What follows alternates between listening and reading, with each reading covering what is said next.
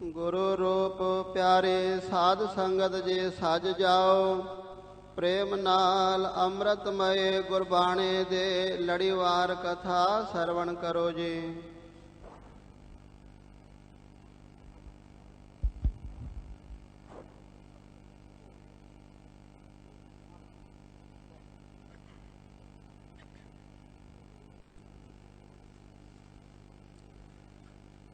ਸਤਨਾਮ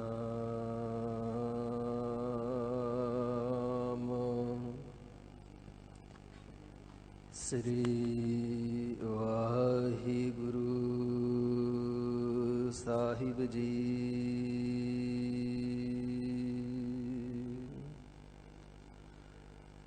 ਇੱਕ ਓੰਕਾਰ ਸਤਨਾਮ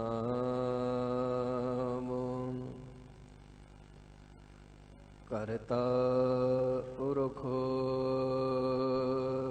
ਨਿਰਭਉ ਨਿਰਵੈਰ ਅਕਾਲ ਮੂਰਤ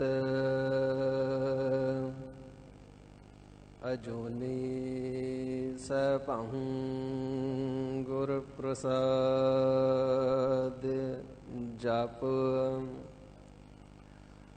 ਆਦ ਸਚ ਜੁਗਾਦ ਸਚ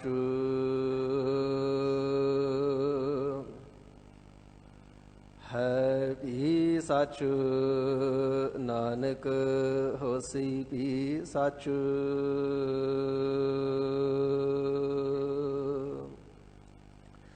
ਚੱਕਰ ਚਿਹਨ ਅਰ ਬਰਨ ਜਾਤ ਅਰ ਪਾਤ ਨਹਿਨ ਜਿਹ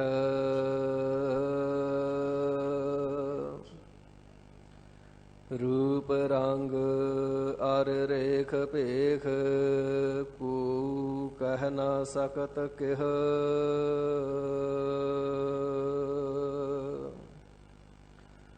ਅਚਲ ਮੂਰਤ ਅਨਭਉ ਪ੍ਰਕਾਸ਼ ਅਮਿਤੋਜ ਕਹਿਜੈ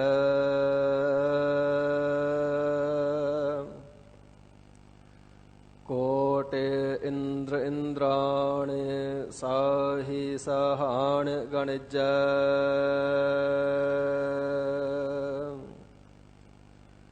ਤ੍ਰਿਭਵਨ ਮਹੀਪ ਸੁਰ ਨਰ ਅਸੁਰ ਨੇਤ ਨੇਤ ਬਨ ਤ੍ਰਣ ਕਹਿਤ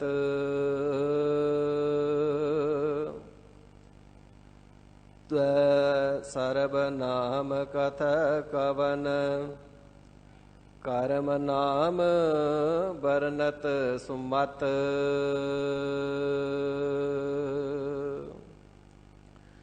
ਦਰਸ਼ਨ ਪਿਆਸੀ ਦਿਨ ਸਰਾਤ ਚਿਤਵਾਉ ਅਨ ਦਿਨ ਨੀਤ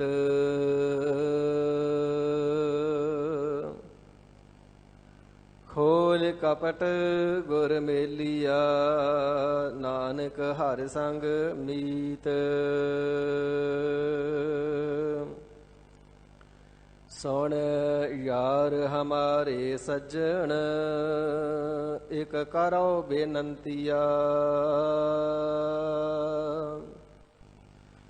ਤਿਸ ਮੋਹਨ ਲਾਲ ਪਿਆਰੀ ਹਉ ਫਿਰਉ ਖੋਜੰਤੀਆ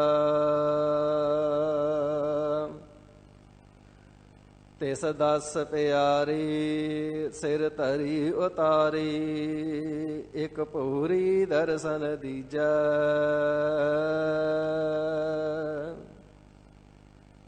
ਨੈਨ ਹਮਾਰੀ ਪ੍ਰਿਆ ਰੰਗ ਰੰਗਾਰੀ ਇਕ ਤਿਲ ਭੀ ਨਾ ਤੇਰੀ ਜੈ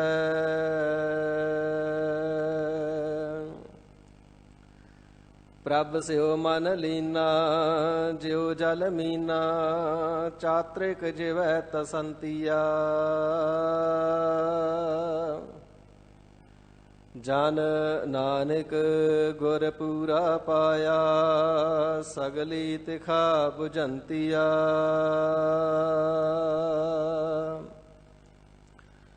ਆਸ ਪਿਆਸੀ ਪਿਰ ਕਹਿ ਤਾਈ ਜਿਉ ਚਾਤ੍ਰਿਕ ਬੁੰਦੇਰੇ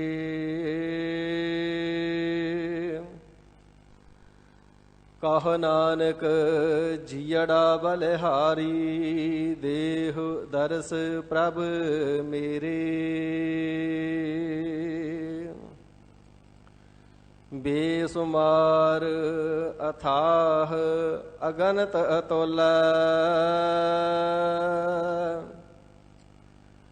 ਜੋ ਬੁਲਾਵਹੁ ਤਿਉ ਨਾਨਕ ਦਾਸ ਬੋਲੇ।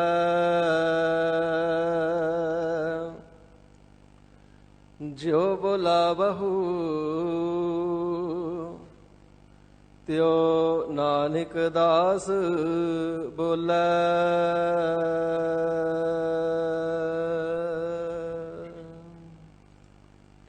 ਸਤਨਾਮ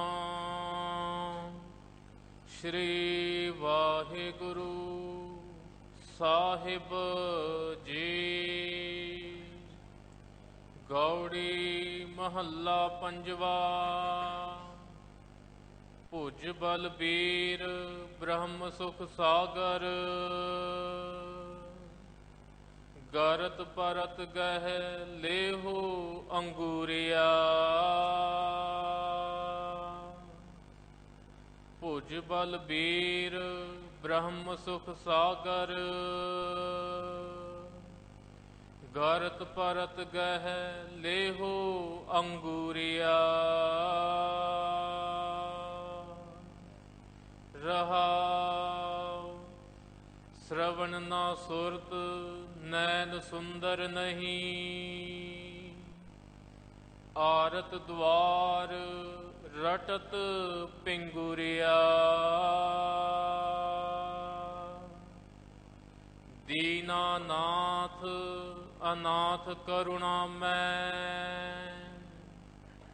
ਸਾਜਨ ਮੀਤ ਪਿਤਾ ਮਹਿਤਰਿਆ।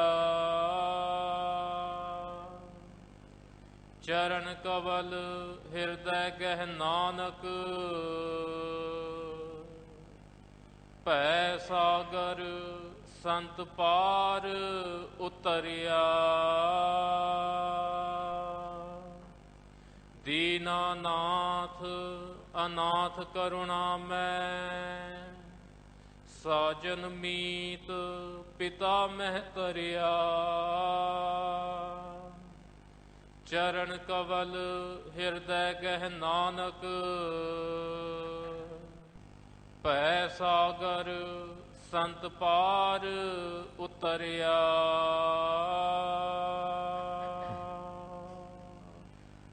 ਵਾਹਿਗੁਰੂ ਜੀ ਕਾ ਖਾਲਸਾ, ਵਾਹਿਗੁਰੂ ਜੀ ਕੀ ਫਤਿਹ।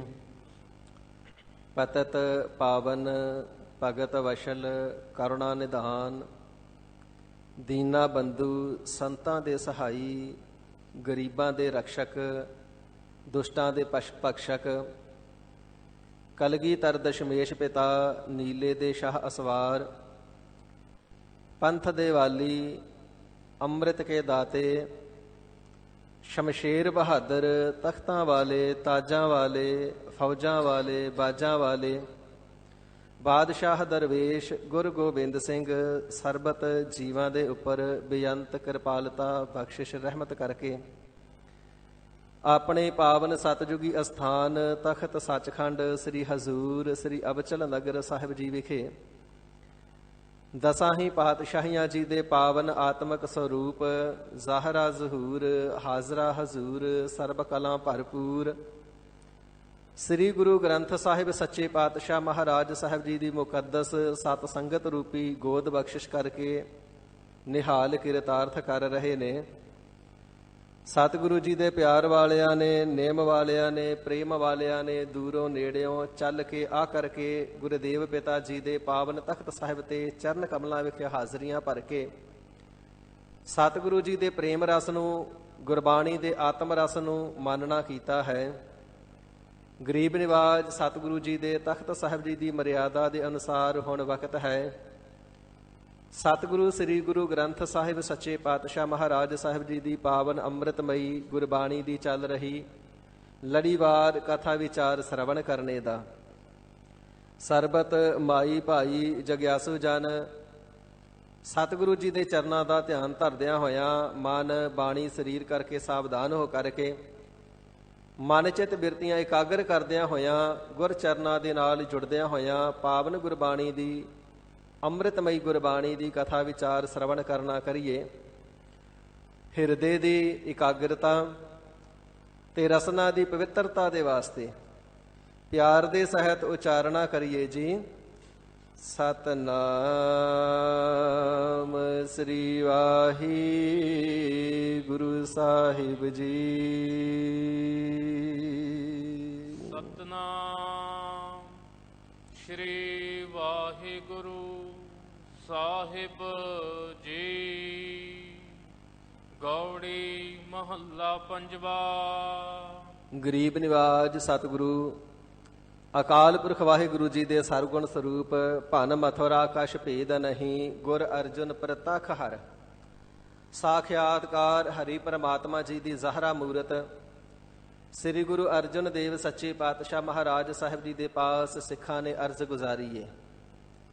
ਸ੍ਰੀ ਅਮੀਰ ਭੰਡਾਰ ਗ੍ਰੰਥ ਦੇ ਅੰਦਰ ਲਿਖਿਆ ਹੋਇਆ ਹੈ ਕਿ ਸਿੱਖਾਂ ਨੇ ਬੇਨਤੀ ਕੀਤੀ ਹੈ, ਸੱਚੇ ਪਾਤਸ਼ਾਹ ਜਿਸ ਵੀ ਦਾਨੇ ਨੂੰ, ਪ੍ਰਧਾਨੇ ਨੂੰ, ਗਿਆਨੀ ਨੂੰ, ਜਿਸ ਵੀ ਗਿਆਨਵਾਨ ਨੂੰ ਸੰਸਾਰ ਸਾਗਰ ਤੋਂ ਪਾਰ ਹੋਣ ਦਾ ਰਸਤਾ ਪੁੱਛਦੇ ਆ, ਹਰ ਕੋਈ ਆਪਣੇ ਆਪਣੇ ਮਤ ਦੇ ਅਨੁਸਾਰ ਕੋਈ ਯੋਗ ਸਾਧਨਾ ਦੱਸਦਾ ਹੈ, ਕੋਈ ਘਰ-ਬਾਰ ਛੱਡ ਕਰਕੇ ਜੰਗਲੀ ਰਹਿਣ ਨੂੰ ਹੀ ਮੁਕਤੀ ਦਾ ਰਸਤਾ ਦੱਸਣਾ ਕਰਦਾ ਹੈ, ਕੋਈ ਜਲ ਧਾਰੇ ਕਰਨ ਨੂੰ, ਕੋਈ ਧੋਤੀ ਨੇਤੀ ਨਿਓਲੀ ਕਰਮ ਕਰਨ ਨੂੰ। ਇਸੇ ਪ੍ਰਕਾਰ ਸਿੱਧ ਜਨ ਜੋਗੀ ਜਨ ਕਹਿੰਦੇ ਨੇ ਕਿ ਕੰਧ ਪੜਵਾ ਕਰਕੇ, ਮੁੰਦਰਾ ਪਾ ਕਰਕੇ, ਮੂੰਡ ਸਿਰ ਇਤਿਆਦਿਕ ਮੁਨਾ ਕਰਕੇ ਜੰਗਲਾਂ ਵਿੱਚ ਰਹਿਣਾ, ਸੰਨਿਆਸੀ ਸੰਨਿਆਸ ਲੈਣ ਦੇ ਪਰਥਾਏ ਕਹਿੰਦੇ ਨੇ ਤਾਂ ਮੁਕਤੀ ਮਿਲੇਗੀ। ਪਰ ਮਹਾਰਾਜ ਸਾਹਿਬ ਜੀ ਇਹ ਸਾਰੇ ਜਿਹੜੇ ਸਾਧਨ ਨੇ ਅਤਿਅੰਤ ਕਠਿਨ ਨੇ। ਆਪ ਜੀ ਕਿਰਪਾਲਤਾ ਕਰਕੇ ਕੋਈ ਸੁਖੈਨ ਮਾਰਗ ਸਾਨੂੰ ਮੁਕਤੀ ਦਾ ਸਾਧਨ ਦੱਸਣਾ ਕਰੋ ਜਿਸ ਦੇ ਨਾਲ ਸਹਿਜ ਹੀ ਮੁਕਤ ਹੋ ਜਾਈਏ। ਤੇ ਹਜ਼ੂਰ ਫਰਮਾਵਣਾ ਕਰਦੇ ਨੇ, ਪਿਆਰਿਓ ਹਰੀ ਪਰਮਾਤਮਾ ਅਕਾਲ ਪੁਰਖ ਵਾਹਿਗੁਰੂ ਜੀ ਦੀ ਬੰਦਗੀ, ਉਸ ਦੀ ਸਿਫਤ ਸਲਾਹ ਕਰਨੀ, ਉਸ ਦੇ ਗੁਣ ਗਾਇਨ ਕਰਨੇ ਹੀ ਸੰਸਾਰ ਸਾਗਰ ਤੋਂ ਪਾਰ ਹੋਣ ਦਾ ਸਭ ਤੋਂ ਸੌਖਾ ਤੇ ਸੁਖਾਇਨ ਸਹਿਜ ਮਾਰਗ ਹੈ।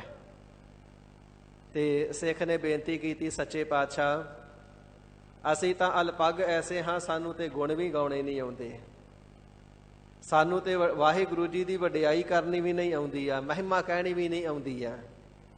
ਗਰੀਬ ਨਿਵਾਜ ਸੱਚੇ ਪਾਤਸ਼ਾਹ ਜੀ ਕਿਰਪਾ ਕਰਕੇ ਇਹ ਮਹਿਮਾ ਕਰਨੇ ਦੀ ਦਾਤ ਵੀ ਆਪ ਜੀ ਹੀ ਆਪਣੇ ਉਪਦੇਸ਼ ਦੁਆਰਾ ਬਖਸ਼ਿਸ਼ ਕਰੋ। ਵਾਹਿਗੁਰੂ ਜੀ ਦਾ ਜਸ ਕਿਵੇਂ ਕਰੀਏ, ਵਡਿਆਈ ਕਿਵੇਂ ਕਰੀਏ, ਸਾਹਿਬ ਕਿਰਪਾਲਤਾ ਕਰਕੇ ਉਪਦੇਸ਼ ਬਖਸ਼ੋ ਤਾਂ ਕਿ ਆਪ ਜੀ ਦੇ ਉਪਦੇਸ਼ ਦੇ ਸਦਕਾ ਆਪ ਜੀ ਦੇ ਉਪਦੇਸ਼ ਨੂੰ ਹਰ ਵੇਲੇ ਪੜ੍ਹਦੇ ਰਹੀਏ, ਜਪਦੇ ਰਹੀਏ ਤੇ ਵਾਹਿਗੁਰੂ ਜੀ ਦੀ ਸੁਭਾਵਕ ਹੀ ਉਸਤਤੀ ਹੁੰਦੀ ਰਵੇ। ਤੇ ਸਤਿਗੁਰੂ ਅਰਜਨ ਦੇਵ ਸੱਚੇ ਪਾਤਸ਼ਾਹ ਮਹਾਰਾਜ ਪਰਮ ਕਿਰਪਾਲੂ ਸਾਹਿਬ ਜੀ ਸਿੱਖਾਂ ਦੀ ਬੇਨਤੀ ਨੂੰ ਸਰਵਣ ਕਰਕੇ ਅਕਾਲ ਪੁਰਖ ਵਾਹਿਗੁਰੂ ਜੀ ਦੀ ਵਡਿਆਈ ਰੂਪੀ ਸ਼ਬਦ ਉਚਾਰਨਾ ਕਰਦੇ ਹਨ ਜੀ। ਭੁਜ ਬਲਬੀਰ ਬ੍ਰਹਮ ਸੁਖ ਸਾਗਰ। ਹਜ਼ੂਰ ਫਰਮਾਵਣਾ ਕਰਦੇ ਨੇ, ਸਿੱਖੋ ਹਰੀ ਅਕਾਲ ਪੁਰਖ ਵਾਹਿਗੁਰੂ ਜੀ ਦੀ ਉਸਤਤ, ਉਸ ਦੇ ਗੁਣ ਕਥਨ ਕਰਕੇ ਕਰਨੀ ਹੈ। ਬ੍ਰਹਮ ਸੁਖ ਸਾਗਰ, ਉਹ ਜੋ ਹਰੀ ਅਕਾਲ ਪੁਰਖ ਵਾਹਿਗੁਰੂ ਬ੍ਰਹਮ ਹੈ ਨਾ, ਉਹ ਸਰਬ ਵਿਆਪੀ ਹੈ, ਉਹ ਸੁੱਖਾਂ ਦਾ ਸਾਗਰ ਹੈ। ਜਿਵੇਂ ਪ੍ਰਤੱਖ ਸਾਗਰ ਦੇ ਅੰਦਰ ਜਲ ਹੀ ਜਲ ਹੁੰਦਾ ਹੈ, ਪਾਣੀ ਹੀ ਪਾਣੀ ਹੁੰਦਾ ਹੈ। ਵਾਹਿਗੁਰੂ ਜੀ ਦੀ ਸ਼ਰਨ ਜਾਈਏ ਤੇ ਲੋਕ ਪਰਲੋਕ ਦੇ ਵਿੱਚ ਸੁੱਖ ਹੀ ਸੁੱਖ ਪ੍ਰਾਪਤ ਹੁੰਦੇ ਨੇ, ਉਹ ਸੁੱਖਾਂ ਦਾ ਸਾਗਰ ਹੈ। ਜਿਵੇਂ ਸਾਗਰ ਦੇ ਪਾਣੀ ਦਾ ਅੰਤ ਨਹੀਂ, ਵਾਹਿਗੁਰੂ ਜੀ ਦੇ ਦਰ ਘਰ ਚੋਂ ਕਿਤਨੇ ਸੁੱਖਾਂ ਦੀ ਪ੍ਰਾਪਤੀ ਹੋ ਜਾਂਦੀ ਹੈ, ਉਹਨਾਂ ਸੁੱਖਾਂ ਦਾ ਵੀ ਅੰਤ ਨਹੀਂ। ਇਸ ਕਰਕੇ ਵਾਹਿਗੁਰੂ ਜੀ ਦੇ ਸਦਰਸ਼ ਵਡਿਆਈ ਕਰਨੀ ਹੈ। ਬ੍ਰਹਮ ਸੁਖ ਸਾਗਰ, ਹੇ ਪਾਰ ਬ੍ਰਹਮ ਪਰਮੇਸ਼ਰ ਜੀ, ਵਿਆਪਕ ਸਰੂਪ ਜੀ, ਆਪ ਸੁੱਖਾਂ ਦੇ ਸਾਗਰ ਹੋ। ਭੁਜ ਬਲ ਬੀਰ, ਮਹਾਰਾਜ ਆਪ ਜੀ ਐਸੀ ਸਮਰੱਥਾ ਵਾਲੇ ਹੋ। ਭੁਜ ਭੋ ਭੂਮੀ ਇਤਿਆਦਿਕ ਪੰਜ ਤੱਤ ਆਪ ਜੀ ਨੇ ਸਿਰਜਣਾ ਕੀਤੇ ਨੇ ਤੇ ਇਹਨਾਂ ਪੰਜਾਂ ਤੱਤਾਂ ਦੇ ਦੁਆਰਾ ਜਗਤ ਸਾਰੇ ਸੰਸਾਰ ਦੀ ਆਪ ਜੀ ਨੇ ਸਿਰਜਣਾ ਕਰ ਦੇਣਾ ਕੀਤੀ ਹੈ। ਬਲ ਇਤਨਾ ਜ਼ਿਆਦਾ ਆਪ ਜੀ ਦੇ ਅੰਦਰ ਅਥਾਹ ਬਲ ਹੈ ਇੱਕ ਫੁਰਨੇ ਮਾਤਰ ਦੇ ਨਾਲ, ਇੱਕ ਵਿਚਾਰ ਮਾਤਰ ਦੇ ਨਾਲ, ਇੱਕ ਸੰਕਲਪ ਮਾਤਰ ਦੇ ਨਾਲ, ਅਥਵਾ ਇੱਕ ਬਚਨ ਮਾਤਰ ਦੇ ਨਾਲ। ਉਹ ਬਚਨ ਕਿਹੜਾ ਹੈ? ਓੰਕਾਰ। ਇੱਕ ਬੋਲ ਮਾਤਰ ਹੀ ਆਪ ਜੀ ਉਚਾਰਨਾ ਕਰਦੇ ਹੋ ਤੇ ਕਰੋੜਾਂ ਬ੍ਰਹਮੰਡਾਂ ਦੀ ਰਚਨਾ ਕਰ ਦਿੰਦੇ ਹੋ। ਐਸੇ ਅਥਾਹ ਬਲ ਦੇ ਸੁਆਮੀ ਹੋ। ਤੇ ਜਦੋਂ ਆਪ ਜੀ ਨੂੰ ਭਾਉਂਦਾ ਹੈ ਕਿ ਸਾਰੀ ਸ੍ਰਿਸ਼ਟੀ ਨੂੰ ਸਮੇਟ ਲਈਏ, ਤੇ ਮਹਾਰਾਜ ਸਾਹਿਬ ਜੀ ਫਿਰ ਸਾਰੀ ਸ੍ਰਿਸ਼ਟੀ ਨੂੰ ਇੱਕ ਫੁਰਨੇ ਮਾਤਰ ਦੇ ਨਾਲ ਹੀ ਆਪਣੇ ਵਿੱਚ ਹੀ ਲੈ ਕਰ ਲੈਂਦੇ ਹੋ। ਐਸਾ ਆਪ ਜੀ ਦਾ ਅਨੰਤ ਬਲ ਹੈ। ਅਪਾਰ ਬਲ ਦੇ ਸੁਆਮੀ ਮਾਲਕ ਹੋ ਆਪ ਜੀ। ਆਪ ਜੀ ਦੇ ਬਲ ਦਾ ਵੀ ਕੋਈ ਅਥਾਹ ਨਹੀਂ ਆਉਂਦਾ, ਤਾਕਤ ਜ਼ੋਰ ਦਾ ਕੋਈ ਅੰਤ ਨਹੀਂ ਆਉਂਦਾ ਹੈ। ਵੀਰ, ਸਾਰੇ ਹੀ ਵੀਰ ਬਹਾਦਰ ਸੂਰਮਿਆਂ ਦੇ ਵਿੱਚੋਂ ਆਪ ਜੀ ਸੂਰਬੀਰ ਹੋ। ਇਸੇ ਪ੍ਰਕਾਰ ਪ੍ਰਹਿਲਾਦ ਜੀ ਦੇ ਵਜ਼ੀਰਾਂ ਨੇ ਇੱਕ ਵਾਰ ਤਿੰਨਾਂ ਦੇ ਪੋਤੇ ਨੂੰ ਭੜਕਾਵਣਾ ਕੀਤਾ ਨਾ ਕਿ ਭਗਵਾਨ ਜੀ ਨੇ ਤੁਹਾਡੀ ਕੁਲ ਦੇ ਵੱਡੇ ਵਡੇਰੇ ਨੂੰ ਮਾਰਨਾ ਕੀਤਾ ਹੈ, ਭਾਵ ਹਰਨਾਕਸ਼ ਨੂੰ ਮਾਰਨਾ ਕੀਤਾ ਹੈ। ਕੁਝ ਵਿਚਾਰਵਾਨਾਂ ਨੇ ਇਹ ਜਿਹੜੀ ਸਾਖੀ ਹੈ ਨਾ, ਇਹ ਭਗਤ ਜੀ ਦੀ ਵੀ ਲਿਖਣਾ ਕੀਤੀ ਹੈ। ਹਰਨਾਖਸ ਦੁਸ਼ਟ ਹਰ ਮਾਰਿਆ, ਪ੍ਰਹਿਲਾਦ ਤਰਾਇਆ। ਪ੍ਰਹਿਲਾਦ ਜੀ, ਭਗਵਾਨ ਜੀ ਨੇ ਤੁਹਾਡੇ ਪਿਤਾ ਜੀ ਨੂੰ ਮਾਰ ਦਿੱਤਾ ਤੇ ਤੁਸੀਂ ਉਸ ਦੀ ਪੂਜਾ ਕਰੀ ਜਾਂਦੇ ਹੋ। ਤੁਹਾਨੂੰ ਭਗਵਾਨ ਦੀ ਪੂਜਾ ਨਹੀਂ ਕਰਨੀ ਚਾਹੀਦੀ, ਬਦਲਾ ਲੈਣਾ ਚਾਹੀਦਾ ਬਾਪ ਦੀ ਮੌਤ ਦਾ। ਸੂਰਮਾ ਉਹ ਹੁੰਦਾ ਹੈ ਜਿਹੜਾ ਆਪਣੇ ਵੱਡੇ ਵਡੇਰਿਆਂ ਦਾ ਬਦਲਾ ਲੈਂਦਾ, ਪ੍ਰਤੀਸ਼ੋਧ ਲੈਂਦਾ, ਜਿਹੜਾ ਹੱਕ ਲੈਂਦਾ। ਤੇ ਭਗਵਾਨ ਜੀ ਨੇ ਤੁਹਾਡਾ ਪਿਓ ਮਾਰ ਦਿੱਤਾ, ਤੁਸੀਂ ਉਸ ਦੇ ਚਰਨ ਪੂਜੀ ਜਾਂਦੇ ਹੋ। ਕੋਈ ਮਰਦਾਨਗੀ ਥੋੜਾ ਏ। ਤੇ ਸਿਆਣੇ ਕਹਿੰਦੇ ਨੇ ਨਾ, ਪਰਾਈ ਚੁੱਕਣਾ ਪੱਥਰ ਪਾੜ ਦਿੰਦੀ ਏ। ਹਿਰਦਾ ਜਿਹੜਾ ਸੀ ਵਿਚਲਿਤ ਹੋ ਗਿਆ ਕਿ ਸਾਨੂੰ ਭਗਵਾਨ ਜੀ ਦੇ ਨਾਲ ਜੰਗ ਕਰਕੇ ਆਪਣੇ ਪਿਤਾ ਦਾ ਵੈਰ ਲੈਣਾ ਚਾਹੀਦਾ, ਬਦਲਾ ਲੈਣਾ ਚਾਹੀਦਾ। ਰੱਥ ਦੇ ਉੱਪਰ ਸਵਾਰ ਹੋਏ ਨੇ, ਮੰਤਰੀਆਂ ਵਜ਼ੀਰਾਂ ਨੂੰ, ਦੈਂਤ ਸੈਨਾ ਨੂੰ ਨਾਲ ਲਿਆ ਤੇ ਭਗਵਾਨ ਜੀ ਤੇ ਚੜ੍ਹਾਈ ਕਰਕੇ ਚੱਲ ਪਏ। ਤੇ ਭਗਵਾਨ ਜੀ ਨੇ ਵਿਚਾਰਿਆ ਕਿ ਜੇ ਭਗਤ ਦੇ ਨਾਲ ਹੀ ਸਾਡੀ ਜੰਗ ਹੋਵੇ ਤੇ ਗੱਲ ਬਣ ਨਹੀਂ ਆਉਂਦੀ। ਜੇ ਭਗਤ ਨੂੰ ਹਰਾ ਦਈਏ, ਮਾਰ ਦਈਏ, ਤੇ ਸਾਡਾ ਬਿਰਧ ਹੈ ਜੋ ਸਰਨ ਆਵੈ ਤੇ ਸਕੰਠ ਲਾਵੈ, ਇਹ ਤੇ ਸਾਡੀ ਪਹਿਲਾਂ ਹੀ ਸ਼ਰਨ ਚ ਮਾਰੀਏ ਕਿਵੇਂ। ਇਸੇ ਪ੍ਰਕਾਰ ਜੇ ਇਸ ਦੇ ਪਾਸੋਂ ਆਪਣੀ ਜੋ ਕਿ ਆਪਣੀ ਹਾਨੀ ਕਰਵਾਈਏ ਤੇ ਮਰਿਆਦਾ ਬਣ ਨਹੀਂ ਆਉਂਦੀ ਹੈ। ਜੋਗ ਇਹੋ ਹੀ ਹੈ, ਇਸ ਨੂੰ ਜੰਗ ਤੋਂ ਟਾਲ ਦਿੱਤਾ ਜਾਵੇ, ਇਸ ਦੇ ਨਾਲ ਜੰਗ ਨਾ ਕੀਤੀ ਜਾਵੇ। ਤੇ ਭਗਵਾਨ ਜੀ ਇੱਕ ਬਜ਼ੁਰਗ ਬ੍ਰਾਹਮਣ ਦਾ ਸਰੂਪ ਧਾਰਨ ਕਰਕੇ ਆ ਗਏ ਤੇ ਰਸਤੇ ਦੇ ਵਿੱਚ ਖਲੋ ਗਏ ਤੇ ਹੱਥ ਵਿੱਚ ਜਿਹੜਾ ਸੋਟਾ ਡੰਡਾ ਫੜਿਆ ਸੀ ਨਾ, ਜਿਸ ਦੇ ਆਸਰੇ ਤੁਰਦੇ ਸਨ, ਬਜ਼ੁਰਗ ਦਾ ਰੂਪ ਜੋ ਧਾਰਿਆ, ਜਿਵੇਂ ਡਾਂਗ ਦਾ ਖੂੰਡੇ ਦਾ ਆਸਰਾ ਲੈ ਕੇ ਤੁਰੀਦਾ, ਐਸਾ ਸਰੂਪ ਬਣਾਇਆ। ਤੇ ਜਿਹੜਾ ਆਪ ਜੀ ਦੇ ਹੱਥ ਵਿੱਚ ਡਾਂਗ ਅਥਵਾ ਸੋਟਾ ਸੀ ਨਾ, ਇਹਨਾਂ ਦੇ ਰਸਤੇ ਵਿੱਚ ਰੱਥ ਦੇ ਅੱਗੇ ਸੁੱਟ ਦਿੱਤੀ। ਆਪ ਰਸਤੇ ਵਿੱਚ ਖੜੇ ਨੇ ਤੇ ਭਗਤ ਜੀ ਨੇ ਕਹਿਣਾ ਕੀਤਾ, ਹੇ ਬ੍ਰਾਹਮਣ ਦੇਵਤਾ, ਰਸਤੇ ਵਿੱਚ ਕਿਉਂ ਖੜੇ ਹੋ? ਮੇਰਾ ਰਸਤਾ ਛੱਡ ਦਿਓ, ਪਰਾਂ ਹੋ ਜਾਓ। ਤੇ ਬਜ਼ੁਰਗ ਬ੍ਰਾਹਮਣ ਦੇ ਸਰੂਪ ਵਿੱਚ ਭਗਵਾਨ ਜੀ ਕਹਿਣ ਲੱਗੇ, ਹੇ ਪੁੱਤਰ, ਮੇਰੇ ਹੱਥ ਦਾ ਡੰਡਾ ਜ਼ਮੀਨ ਤੇ ਡਿੱਗ ਪਿਆ, ਇਹ ਸੋਟਾ ਜ਼ਮੀਨ ਤੇ ਡਿੱਗ ਪਿਆ। ਮੈਂ ਬਜ਼ੁਰਗ ਹਾਂ, ਝੁਕ ਕੇ ਉਠਾਇਆ ਨਹੀਂ ਜਾਵੇਗਾ। ਪਹਿਲਾਂ ਮੇਰਾ ਇਹ ਸੋਟਾ ਮੈਨੂੰ ਉਠਾ ਕਰਕੇ ਪਕੜਾ ਦੇ, ਮੈਂ ਸੋਟਾ ਫੜ ਕੇ ਸੋਟੇ ਦੇ ਆਸਰੇ ਤੁਰ ਕੇ ਤੇਰੇ ਰਸਤੇ ਚੋਂ ਪਰਾਂ ਹੋ ਜਾਵਾਂਗਾ, ਫਿਰ ਤੂੰ ਲੰਘ ਜਾਵੀਂ। ਤੇ ਸਾਧ ਸੰਗਤ ਜੀ, ਫਿਰ ਭਗਤ ਪ੍ਰਹਿਲਾਦ ਜੀ ਰੱਥ ਤੋਂ ਉਤਰੇ ਨੇ ਤੇ ਉਸ ਬਜ਼ੁਰਗ ਬ੍ਰਾਹਮਣ ਦੇ ਸਰੂਪ ਵਿੱਚ ਜੋ ਭਗਵਾਨ ਜੀ ਖੜੇ ਨੇ, ਉਹਨਾਂ ਨੂੰ ਸੋਟਾ, ਉਹਨਾਂ ਦਾ ਡੰਡਾ ਚੁੱਕ ਕੇ ਫੜਾਉਣ ਲੱਗੇ ਨੇ। ਬੜਾ ਜ਼ੋਰ ਲਾਇਆ, ਸੋਟਾ ਚੱਕਿਆ ਹੀ ਨਹੀਂ ਜਾਂਦਾ, ਇਤਨਾ ਭਾਰੀ ਹੋ ਗਿਆ, ਪਰਬਤਾਂ ਤੋਂ ਭਾਰੀ। ਬੜਾ ਯਤਨ ਕੀਤਾ ਸੋਟਾ ਚੁੱਕਣਾ ਤੇ ਦੂਰ ਦੀ ਗੱਲ, ਹਿੱਲਦਾ ਵੀ ਨਹੀਂ। ਪੁੱਛਿਆ, ਰਾਜਨ ਚੱਲਿਆ ਕਿੱਥੇ ਐ? ਬੜੀ ਕਾਹਲੀ ਵਿੱਚ ਐ, ਮੈਨੂੰ ਪਰਾਂ ਹੋਣ ਦੀ ਕਹਿ ਰਿਹਾ। ਕਹਿਣ ਲੱਗਾ, ਜੀ ਭਗਵਾਨ ਜੀ ਦੇ ਨਾਲ ਜੰਗ ਕਰਨ ਚੱਲਿਆ। ਤੇ ਭਗਵਾਨ ਜੀ ਨੇ ਬ੍ਰਾਹਮਣ ਸਰੂਪ ਵਿੱਚ ਕਹਿਣਾ ਕੀਤਾ, ਇੱਕ ਸੋਟਾ ਤੇ ਤੇਰੇ ਕੋਲ ਚੱਕਿਆ ਨਹੀਂ ਜਾਂਦਾ, ਭਗਵਾਨ ਨਾਲ ਜੰਗ ਕੀ ਕਰੇਗਾ? ਇੱਕ ਡੰਡਾ ਤੇ ਤੂੰ ਚੁੱਕ ਨਹੀਂ ਸਕਦਾ, ਤੇ ਤੇਰੇ ਵਿੱਚ ਇੰਨਾ ਬਲ ਹੈ ਕਿ ਭਗਵਾਨ ਜੀ ਦਾ ਮੁਕਾਬਲਾ ਕਰ ਲਵੇ? ਠੀਕ ਹੈ, ਤੂੰ ਸੂਰਬੀਰ ਹੋਵੇਗਾ, ਦੈਂਤ ਕੁਲ ਦਾ ਸ਼੍ਰੋਮਣੀ ਹੋਵੇਗਾ, ਰਾਜਾ ਹੋਵੇਗਾ, ਧਰਮਾਤਮਾ ਭਗਤ ਕੁਛ ਵੀ ਹੋਵੇਗਾ, ਪਰ ਪਰਮਾਤਮਾ ਜੀ ਦਾ ਬਲ ਅਥਾਹ ਹੈ। ਇੱਕ ਸੋਟਾ ਤੇਰੇ ਤੋਂ ਚੱਕਿਆ ਨਹੀਂ ਜਾਂਦਾ ਤੇ ਭਗਵਾਨ ਜੀ ਨਾਲ ਲੜੇਗਾ ਕਿਵੇਂ? ਆਪਣੀ ਗਲਤੀ ਦਾ ਅਹਿਸਾਸ ਹੋਇਆ, ਖਿਮਾ ਮੰਗੀ ਬ੍ਰਾਹਮਣ ਤੋਂ ਵੀ, ਭਾਵ ਭਗਵਾਨ ਜੀ ਤੋਂ, ਤੇ ਅੰਤਰ ਆਤਮੇ ਧਿਆਨ ਧਰ ਕੇ ਵੀ ਭਗਵਾਨ ਜੀ ਤੋਂ, ਭਗਵਾਨ ਜੀ, ਆ ਦੁਸ਼ਟ ਮਤ ਵਾਲਿਆਂ ਨੇ ਮੇਰੀ ਮਤ ਨੂੰ ਵਿਚਲਿਤ ਕਰ ਦਿੱਤਾ ਸੀ, ਪਰ ਮੈਨੂੰ ਆਪ ਜੀ ਦੇ ਇਸ ਸ੍ਰੇਸ਼ਟ ਬ੍ਰਾਹਮਣ ਨੇ, ਜੋ ਭਗਵਾਨ ਜੀ ਆਪ ਹੀ ਖੜੇ ਨੇ, ਸ਼ੁਭ ਸਿੱਖਿਆ ਦੇ ਦਿੱਤੀ ਹੈ ਕਿ ਆਪਣੇ ਬਲ ਦੇ ਨਾਲ ਤੇ ਮੈਂ ਇੱਕ ਡੰਡਾ ਤੱਕ ਨਹੀਂ ਚੁੱਕ ਸਕਦਾ, ਤੇ ਤੁਹਾਡੇ ਨਾਲ ਕੀ ਲੜਾਂਗਾ? ਲੜਨ ਮਾਤਰ ਦਾ ਸੰਕਲਪ ਵੀ ਮਨ ਦੇ ਵਿੱਚ ਲੈ ਕੇ ਆਂਦਾ, ਇਸ ਕਰਕੇ ਮੈਨੂੰ ਖਿਮਾ ਕਰ ਦੇਵੋ ਜੀ। ਖਿਮਾ ਮੰਗ ਕੇ ਵਾਪਸ ਗਏ ਨੇ। ਹਜ਼ੂਰ ਫਰਮਾਵਣਾ ਕਰਦੇ ਨੇ, ਅਕਾਲ ਪੁਰਖ ਵਾਹਿਗੁਰੂ ਜੀ ਭਜ ਭੁਜ ਬਲਬੀਰ। ਜਿਹੜੀਆਂ ਵਾਹਿਗੁਰੂ ਜੀ ਦੀਆਂ ਭੁਜਾਵਾਂ ਨੇ ਨਾ, ਉਹ ਬੜੇ ਬਲ ਵਾਲੀਆਂ ਨੇ, ਬਲਸ਼ਾਲੀ ਨੇ, ਤਾਕਤ ਵਾਲੀਆਂ ਨੇ। ਤੇ ਸਾਰੇ ਵੀਰ ਬਹਾਦਰਾਂ ਦੇ ਵਿੱਚੋਂ ਆਤਰਥੀ ਸੂਰਬੀਰ ਨੇ। ਸਤਿਗੁਰੂ ਜੀ ਵਰਗਾ, ਅਕਾਲ ਪੁਰਖ ਜੀ ਵਰਗਾ ਸੂਰਬੀਰ ਕੋਈ ਨਹੀਂ ਨਿਰਗੁਣ ਸਰੂਪ ਦੇ ਵਿੱਚ ਵੀ। ਤੇ ਇਤਨੇ ਸੂਰਬੀਰ ਹੁੰਦਿਆਂ, ਬਹਾਦਰ ਹੁੰਦਿਆਂ, ਬਲੀ ਹੁੰਦਿਆਂ ਕਿਸੇ ਨੂੰ ਦੁੱਖ ਨਹੀਂ ਦਿੰਦੇ, ਕਿਉਂਕਿ ਅਕਸਰ ਜਿਸ ਦੇ ਪਾਸ ਸੱਤਾ ਹੁੰਦੀ ਹੈ, ਜਿਸ ਦੇ ਪਾਸ ਤਾਕਤ ਹੁੰਦੀ ਹੈ, ਦੂਸਰਿਆਂ ਤੇ ਧੱਕਾ ਕਰਦਾ ਹੈ। ਹੰਕਾਰੀ ਰਾਜੇ ਵੀ ਪ੍ਰਜਾ ਤੇ ਸਦਾ ਧੱਕਾ ਕਰਦੇ ਨੇ, ਚਾਹੇ ਪੁਰਾਤਨ ਸਰਕਾਰਾਂ ਨੇ, ਚਾਹੇ ਮੌਜੂਦਾ ਨੇ। ਕਿਸੇ ਤੋਂ ਹਾਲਾਤ ਥੋੜਾ ਨਾ ਲੁਕੇ ਨੇ, ਧੱਕਾ ਕਰਦੇ ਨੇ। ਪਰ ਉਹ ਪਰਮ ਪਿਤਾ ਪਰਮੇਸ਼ਵਰ ਜੀ ਇਤਨਾ ਜ਼ਿਆਦਾ ਅਥਾਹ ਬਲ ਹੁੰਦਿਆਂ ਹੋਇਆਂ ਵੀ ਕਿਸੇ ਨਾਲ ਧੱਕਾ ਨਹੀਂ ਕਰਦੇ, ਸਾਰਿਆਂ ਨੂੰ ਸੁੱਖ ਹੀ ਸੁੱਖ ਦਿੰਦੇ ਨੇ। ਭਗਵਾਨ ਜੀ ਸੁੱਖਾਂ ਦੇ ਸਾਗਰ ਨੇ। ਤੇ ਜਦੋਂ ਐਸੇ ਭਗਵਾਨ ਪਰਮਾਤਮਾ ਜੀ ਸਰਗੁਣ ਸਰੂਪ ਹੋ ਕਰਕੇ ਆਏ ਨਾ, ਭੁਜ ਬਲਬੀਰ, ਐਸਾ ਆਪ ਜੀ ਨੇ ਸੂਰਬੀਰਤਾ ਵਾਲਾ ਸਵਰੂਪ ਧਾਰਨ ਕਰਨਾ ਕੀਤਾ ਹੈ। ਪੰਜ ਪਿਆਲੇ ਪੰਜ ਪੀਰ, ਛਠਮ ਪੀਰ ਬੈਠਾ ਗੁਰ ਭਾਰੀ। ਅਰਜਨ ਕਾਇਆ ਪਲਟ ਕੈ, ਮੂਰਤ ਹਰ ਗੋਬਿੰਦ ਸਵਾਰੀ। ਚੱਲੀ ਪੀੜੀ ਸੋਢੀਆਂ, ਰੂਪ ਦਿਖਾਵਣ ਵਾਰੋ ਵਾਰੀ। ਦਲ ਭੰਜਨ ਗੁਰ ਸੂਰਮਾ, ਵੱਡ ਯੋਧਾ। ਅਤਿਅੰਤ ਵੱਡੇ ਭਾਰੀ ਯੋਧੇ ਨੇ। ਤੇ ਯੋਧੇ ਹੋ ਕਰਕੇ ਕਿਸੇ ਦਾ ਨੁਕਸਾਨ ਨਹੀਂ ਕਰਦੇ, ਬਲਕਿ ਪਰਉਪਕਾਰੀ, ਪਰਉਪਕਾਰ ਕਰਦੇ ਨੇ। ਦੋ ਤਲਵਾਰਾਂ ਬੱਧੀਆਂ, ਇੱਕ ਮੀਰੀ ਦੀ, ਇੱਕ ਪੀਰ ਦੀ। ਕਿਸੇ ਨੂੰ ਡਰਾਉਣ ਵਾਸਤੇ, ਧਮਕਾਉਣ ਵਾਸਤੇ, ਲਿੜਤਾੜਨ ਵਾਸਤੇ ਨਹੀਂ, ਪਰਉਪਕਾਰ ਦੇ ਵਾਸਤੇ, ਸਭਨਾਂ ਨੂੰ ਸੁੱਖ ਦੇਣ ਵਾਸਤੇ। ਤੇ ਜੇ ਜ਼ਾਲਮ ਹੰਕਾਰੀ ਸਮੇਂ ਦੀਆਂ ਸਰਕਾਰਾਂ ਦੇ ਭੇਜੇ ਹੋਏ ਜਰਨੈਲ ਚੜ੍ਹ ਕੇ ਆਉਂਦੇ ਨੇ ਤੇ ਮੁਗਲਸ ਖਾਨ ਸਤਿਗੁਰੂ ਹਰਗੋਬਿੰਦ ਸਾਹਿਬ ਜੀ ਤੇ ਹਮਲਾਵਰ ਹੋ ਕਰਕੇ 7000 ਦੀ ਸੈਨਾ ਲੈ ਕਰਕੇ ਤੇ ਸ੍ਰੀ ਅੰਮ੍ਰਿਤਸਰ ਸਾਹਿਬ ਪੁੱਜਾ। ਸਤਿਗੁਰੂ ਹਰਗੋਬਿੰਦ ਸਾਹਿਬ ਜੀ ਮਹਾਰਾਜ ਜੀ ਦੇ ਸਿੱਖ ਬਾਬਾ ਬਿਧੀ ਚੰਦ ਸਾਹਿਬ ਜੀ ਇਤਿਆਦਿਕ ਯੋਧੇ ਮੈਦਾਨੇ ਜੰਗ ਦੇ ਵਿੱਚ ਗਏ ਨੇ ਤੇ ਦੁਸ਼ਮਣਾਂ ਦੇ ਸੱਥਰ ਵਿਛਾਈ ਜਾਂਦੇ ਨੇ।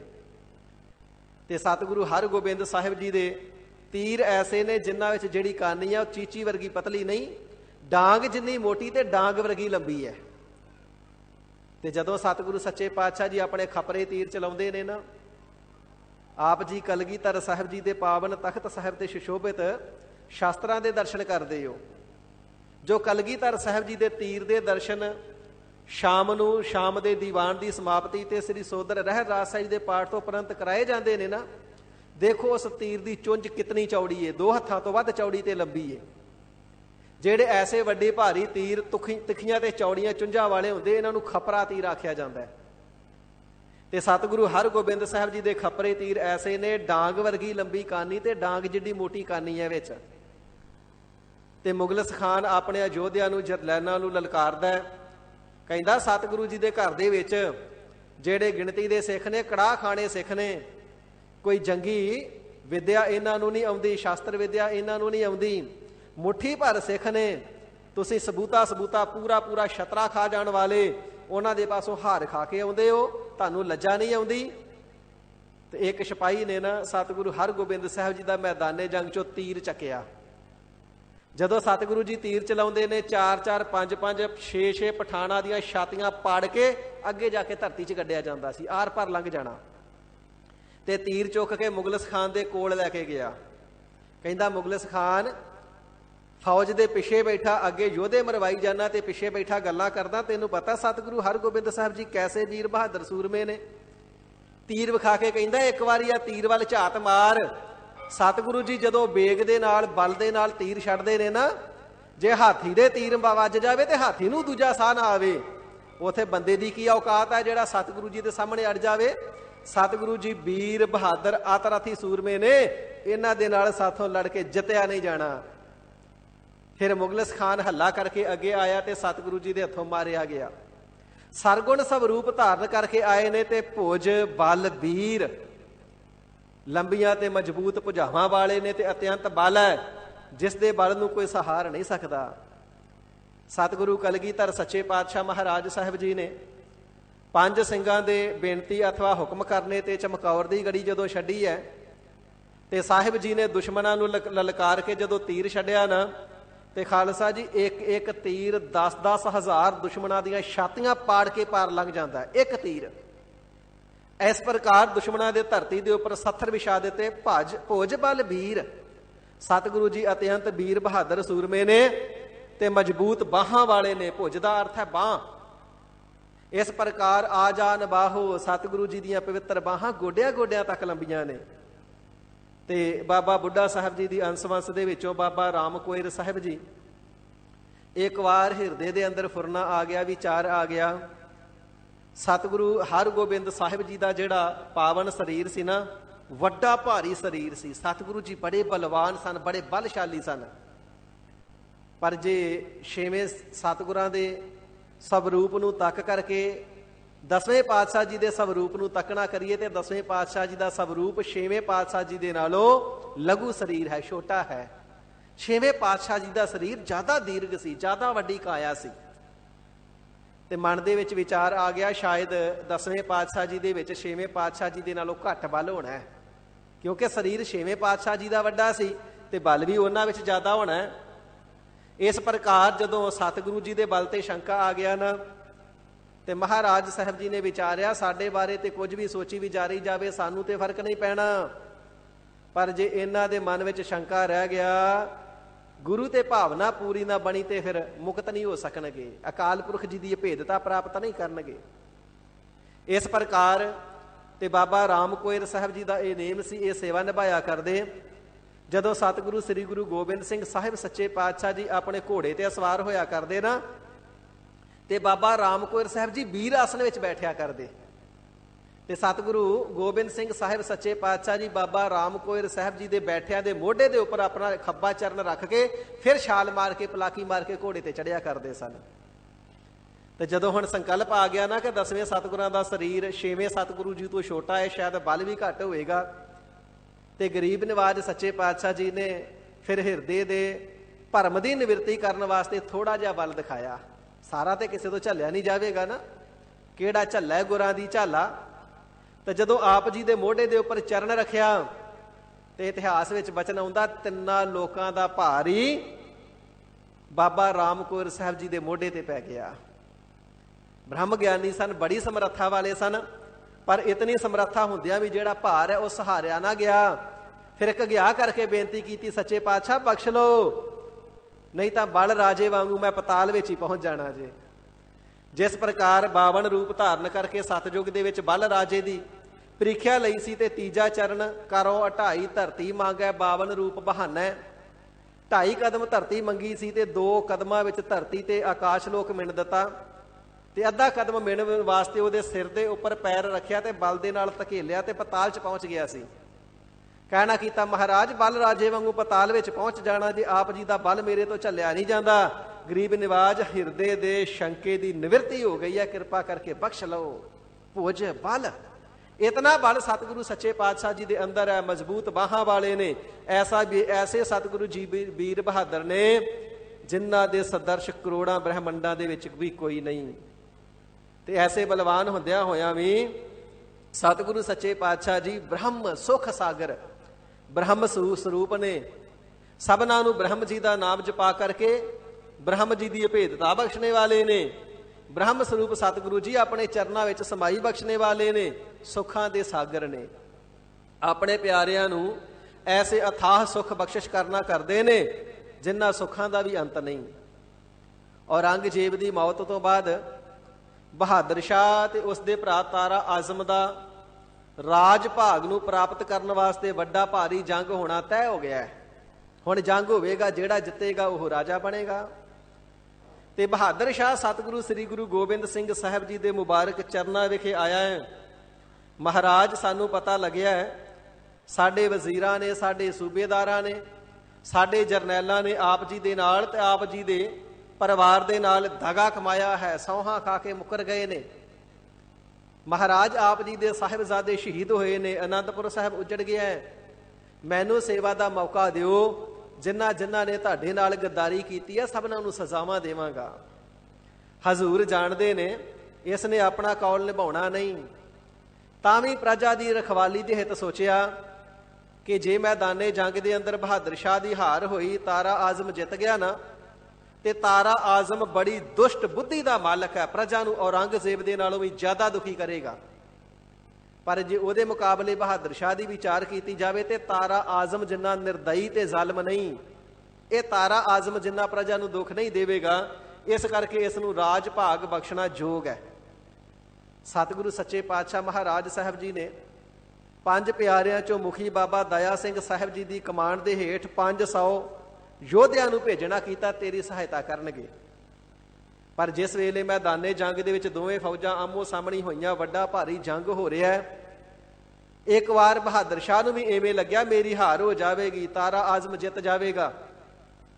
ਪਰ ਇਤਨੇ ਸਮੇਂ ਨੂੰ ਕੀ ਤੱਕਣਾ ਕਰਦਾ, ਸਰਨ ਪ੍ਰਤ ਪਾਲਕ ਕਲਗੀਧਰ ਦਸ਼ਮੇਸ਼ ਪਿਤਾ ਸਾਹਿਬੇ ਕਮਾਲ ਸ੍ਰੀ ਗੁਰੂ ਗੋਬਿੰਦ ਸਿੰਘ ਸਾਹਿਬ ਜੀ ਘੋੜੇ ਤੇ ਅਸਵਾਰ ਨੇ ਤੇ ਮੈਦਾਨੇ ਜੰਗ ਵਿੱਚ ਆ ਪੁੱਜੇ ਨੇ। ਸਤਿਗੁਰੂ ਸੱਚੇ ਪਾਤਸ਼ਾਹ ਜੀ ਨੇ ਮੁਸਕਰਾਉਂਦਿਆਂ ਹੋਇਆਂ ਤਾਰਾ ਆਜ਼ਮ ਨੂੰ ਵੰਗਾਰਨਾ ਕੀਤਾ ਹੈ।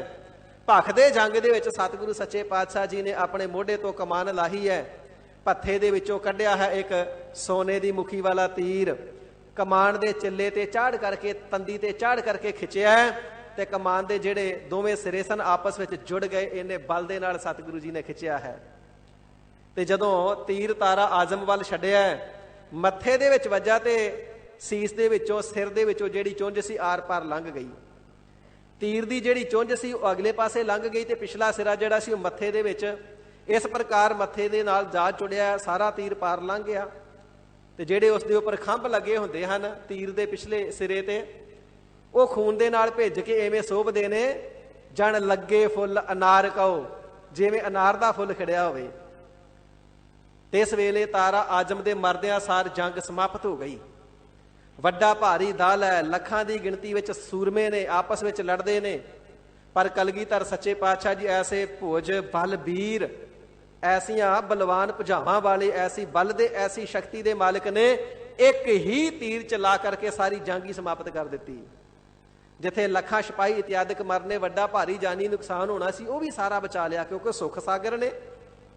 ਤੇ ਜਿਸ ਵੇਲੇ ਫਿਰ ਪਛਾਣ ਹੋਈ ਨਾ, ਬਹਾਦਰ ਸ਼ਾਹ ਨੇ ਐਲਾਨ ਕੀਤਾ, ਜਿਸ ਦੇ ਤੀਰ ਦੇ ਨਾਲ ਤਾਰਾ ਆਜ਼ਮ ਦੀ ਮੌਤ ਹੋਈ ਹੈ ਉਸ ਦੇ ਤੀਰ ਦੀ ਤਸਦੀਕ ਕੀਤੀ ਜਾਵੇਗੀ, ਪਛਾਣ ਹੋਵੇਗੀ ਤੇ ਵੱਡਾ ਭਾਰੀ ਇਨਾਮ ਦਿੱਤਾ ਜਾਵੇਗਾ।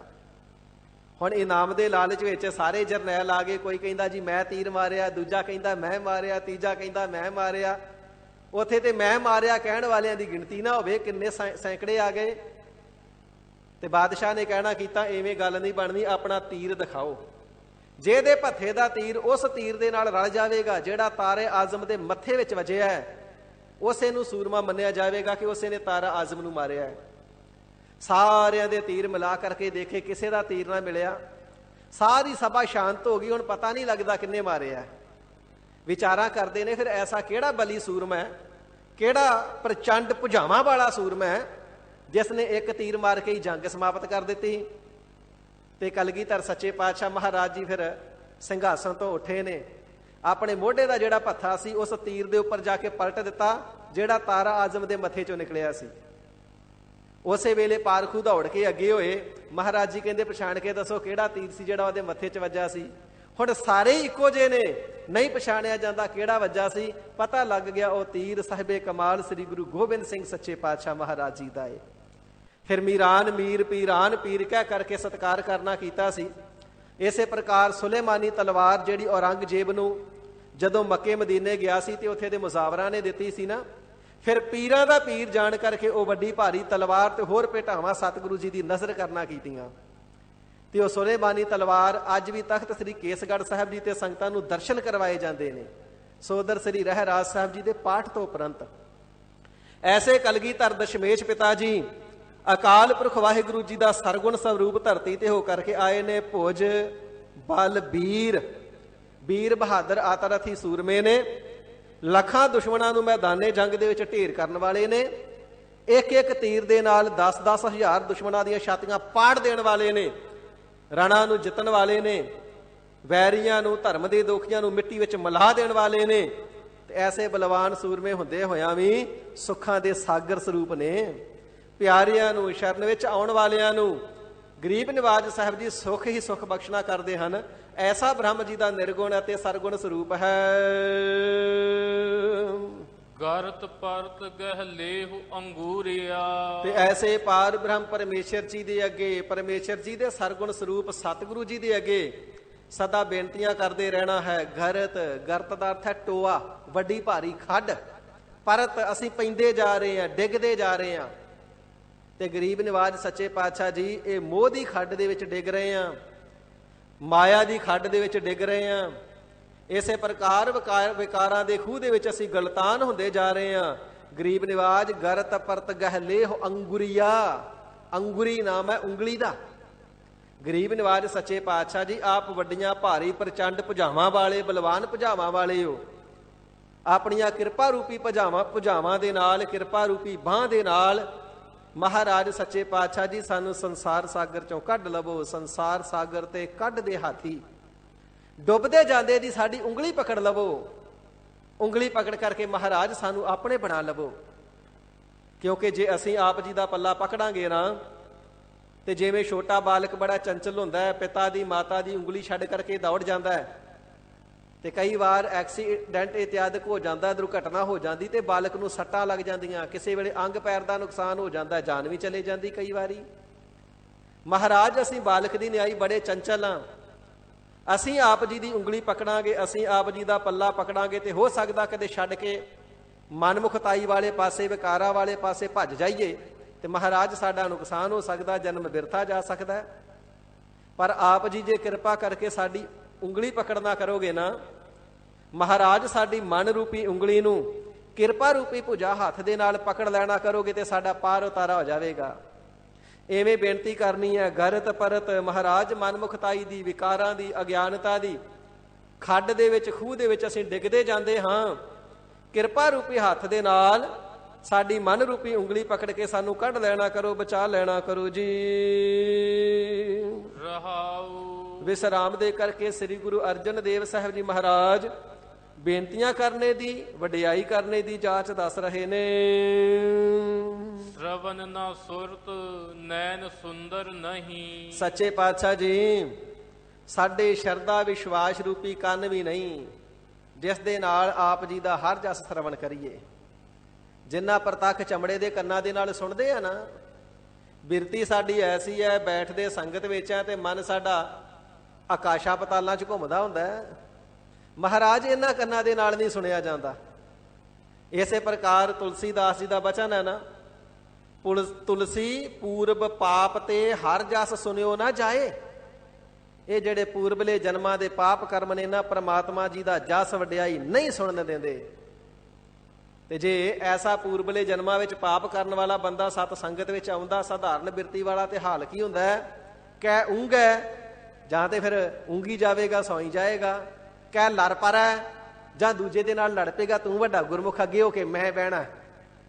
ਕਹਿ ਲੜ ਕਹਿ ਘਰ ਜਾਏ, ਕਹਿ ਉੱਠ ਕਹਿ ਘਰ ਜਾਏ। ਕਹਿ ਉਂਘ ਹੈ, ਕਹਿ ਲੜ ਪਰ ਹੈ, ਕਹਿ ਉੱਠ ਕਹਿ ਘਰ ਜਾਏ।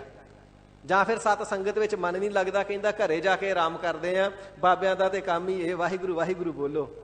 ਇਸ ਪ੍ਰਕਾਰ ਆ ਕਰਕੇ ਸੁਣਦਾ ਨਹੀਂ।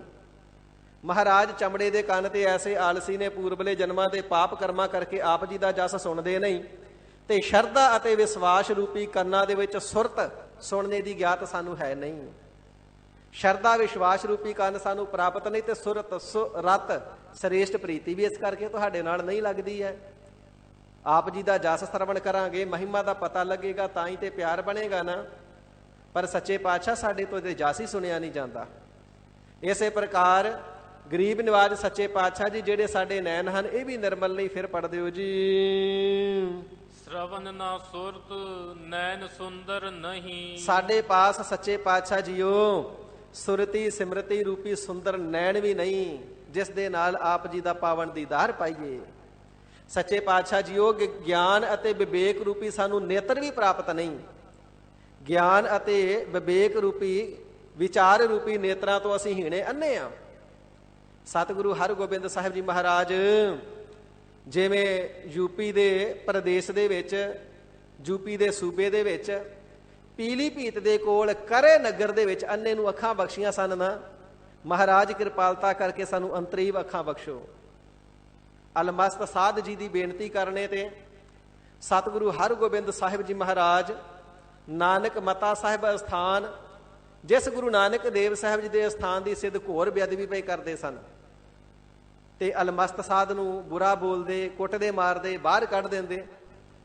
ਸਤਿਗੁਰੂ ਹਰਗੋਬਿੰਦ ਸਾਹਿਬ ਜੀ ਦੇ ਪਾਵਨ ਸਰੂਪ ਦਾ ਧਿਆਨ ਧਰ ਕੇ ਬੇਨਤੀਆਂ ਕੀਤੀਆਂ, ਸੱਚੇ ਪਾਤਸ਼ਾਹ ਇਹ ਮੰਦ ਬੁੱਧੀ ਸਿੱਧ ਸਤਿਗੁਰਾਂ ਦੇ ਪਾਵਨ ਅਸਥਾਨ ਦੀ ਨਿਰਾਦਰੀ ਬੇਅਦਬੀ ਕਰਦੇ ਨੇ, ਆ ਕੇ ਰਖਵਾਲੀ ਕਰੋ।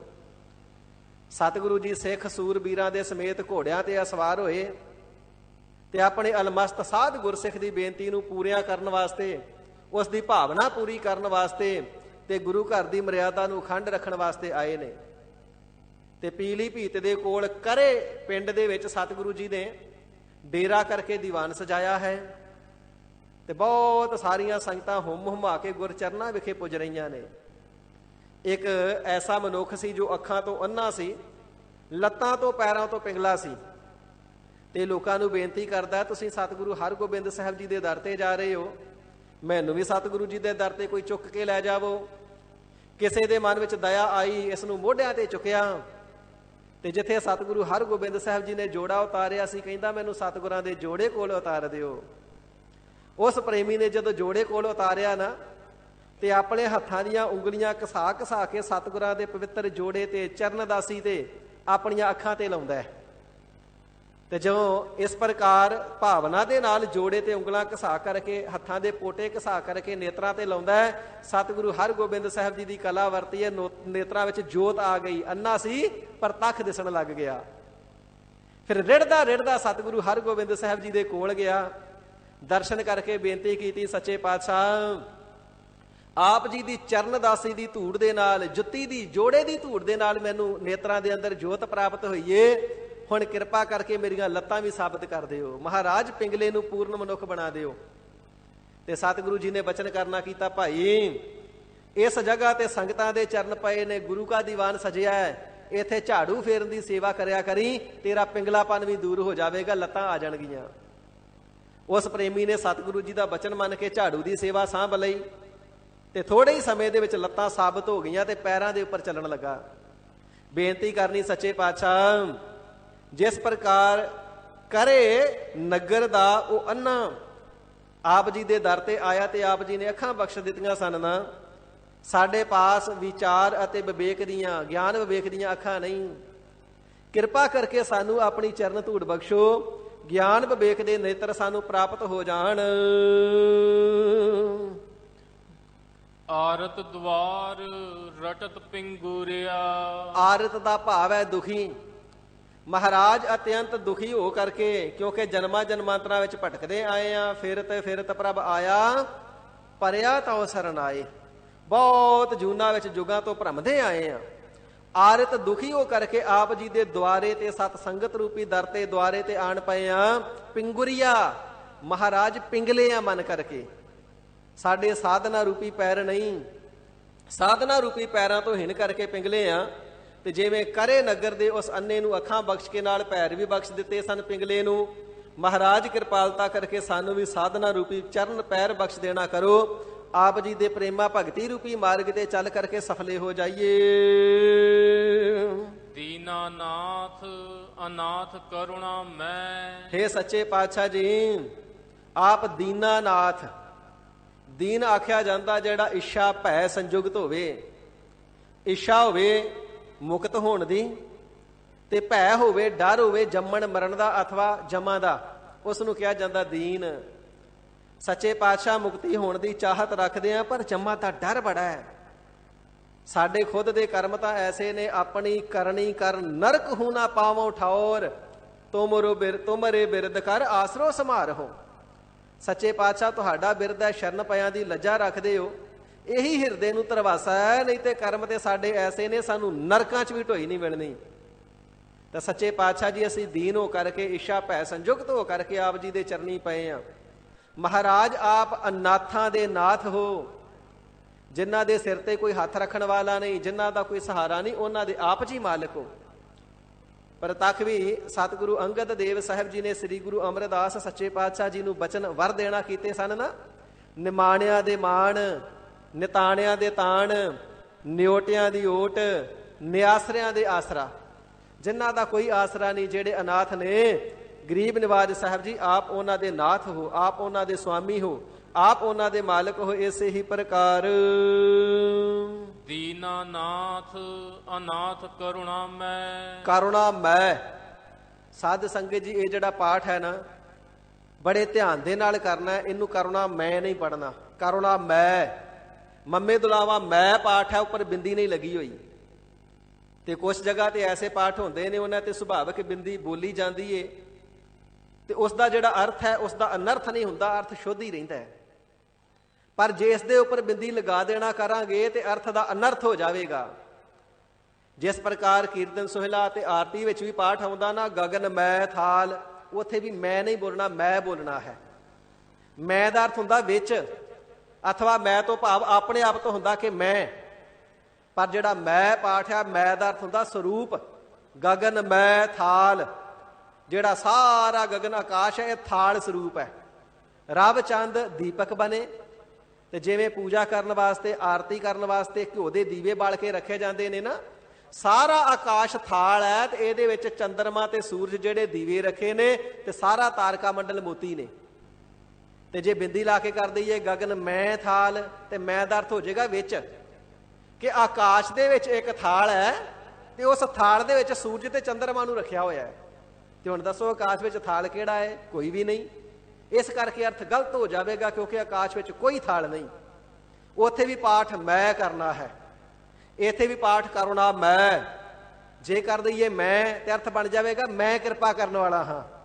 ਤੇ ਸਾਡੇ ਵਿੱਚ ਕਿਹੜੀ ਪਾਇਆ ਕਿਸੇ ਤੇ ਕਿਰਪਾ ਕਰ ਦਈਏ? ਅਸੀਂ ਤੇ ਕਿਰਪਾ ਪ੍ਰਾਪਤ ਕਰਨ ਵਾਸਤੇ ਤਰਸਦੇ ਫਿਰਦੇ ਹਾਂ। ਇਸ ਕਰਕੇ ਪਾਠ ਕਰਨਾ ਕਰੁਣਾ ਮੈਂ ਦਾ ਅਰਥ ਹੈ ਸਰੂਪ। ਸੱਚੇ ਪਾਤਸ਼ਾਹ ਜੀ ਆਪ ਤੇ ਕਰੁਣਾ ਦਾ ਹੀ ਸਰੂਪ ਹੋ, ਕਿਰਪਾ ਦਾ ਹੀ ਸਰੂਪ ਹੋ। ਮਹਾਰਾਜ ਦਇਆਲਤਾ ਕਿਰਪਾਲਤਾ ਦਾ ਹੀ ਸਰੂਪ ਹੋ। ਸਾਰਿਆਂ ਜੀਵਾਂ ਦੇ ਉੱਪਰ ਦਇਆਲਤਾ ਕਰਦੇ ਹੋ, ਕਿਰਪਾਲਤਾ ਕਰਦੇ ਹੋ, ਮਿਹਰ ਕਰਦੇ ਹੋ, ਨਦਰ ਕਰਦੇ ਹੋ, ਅਨੁਕੰਪਾ ਕਰਦੇ ਹੋ, ਸਭਨਾਂ ਨੂੰ ਅਨੁਗ੍ਰਹ ਕਰਦੇ ਹੋ, ਸਭਨਾਂ ਨੂੰ ਸਫਲਿਆ ਕਰ ਦਿੰਦੇ ਹੋ। ਐਸਾ ਆਪ ਜੀ ਦਾ ਕਰੁਣਾ ਮੈਂ ਸਰੂਪ ਹੈ, ਕਿਰਪਾਲਤਾ ਕਿਰਪਾ ਭਰਿਆ ਸਰੂਪ ਹੈ ਜੀ। ਸਾਜਨ ਮੀਤ ਪਿਤਾ ਮਹਿਤਰਿਆ। ਹੇ ਸੱਚੇ ਪਾਤਸ਼ਾਹ ਗਰੀਬ ਨਿਵਾਜ ਜੀ, ਆਪ ਜੀ ਦੇ ਹੀ ਸਾਡੇ, ਆਪ ਹੀ ਸਾਡੇ ਪਿਤਾ ਹੋ ਤੇ ਆਪ ਜੀ ਸਾਡੇ ਮਹਤਰੀਆ ਮਾਤਾ ਹੋ। ਤੂੰ ਮੇਰਾ ਪਿਤਾ, ਤੂੰ ਹੈ ਮੇਰਾ ਮਾਤਾ, ਤੂੰ ਮੇਰਾ ਬੰਧਪ, ਤੂੰ ਮੇਰਾ ਭਰਾਤਾ। ਮਹਾਰਾਜ ਸਾਡੇ ਤੇ ਸੰਬੰਧੀ ਵੀ ਤੁਸੀਂ ਹੋ, ਸਾਡੇ ਭਰਾਤਾ ਜੀ ਵੀ ਤੁਸੀਂ ਹੋ, ਸਾਡੇ ਪਿਤਾ ਵੀ ਤੁਸੀਂ ਤੇ ਸਾਡੇ ਮਾਤਾ ਵੀ ਤੁਸੀਂ ਹੋ। ਸਾਜਨ ਮੀਤ, ਸਾਡੇ ਇਸ ਲੋਕ ਦੇ ਸੱਜਣ ਵੀ ਤੁਸੀਂ ਤੇ ਦਰਗਾਹ ਦੇ ਸਾਡੇ ਮਿੱਤਰ ਵੀ ਤੁਸੀਂ।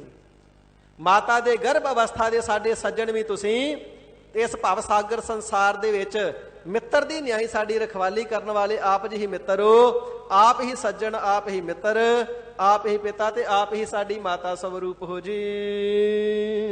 ਚਰਨ ਕਵਲ ਹਿਰਦੈ ਗਹਿ ਨਾਨਕ।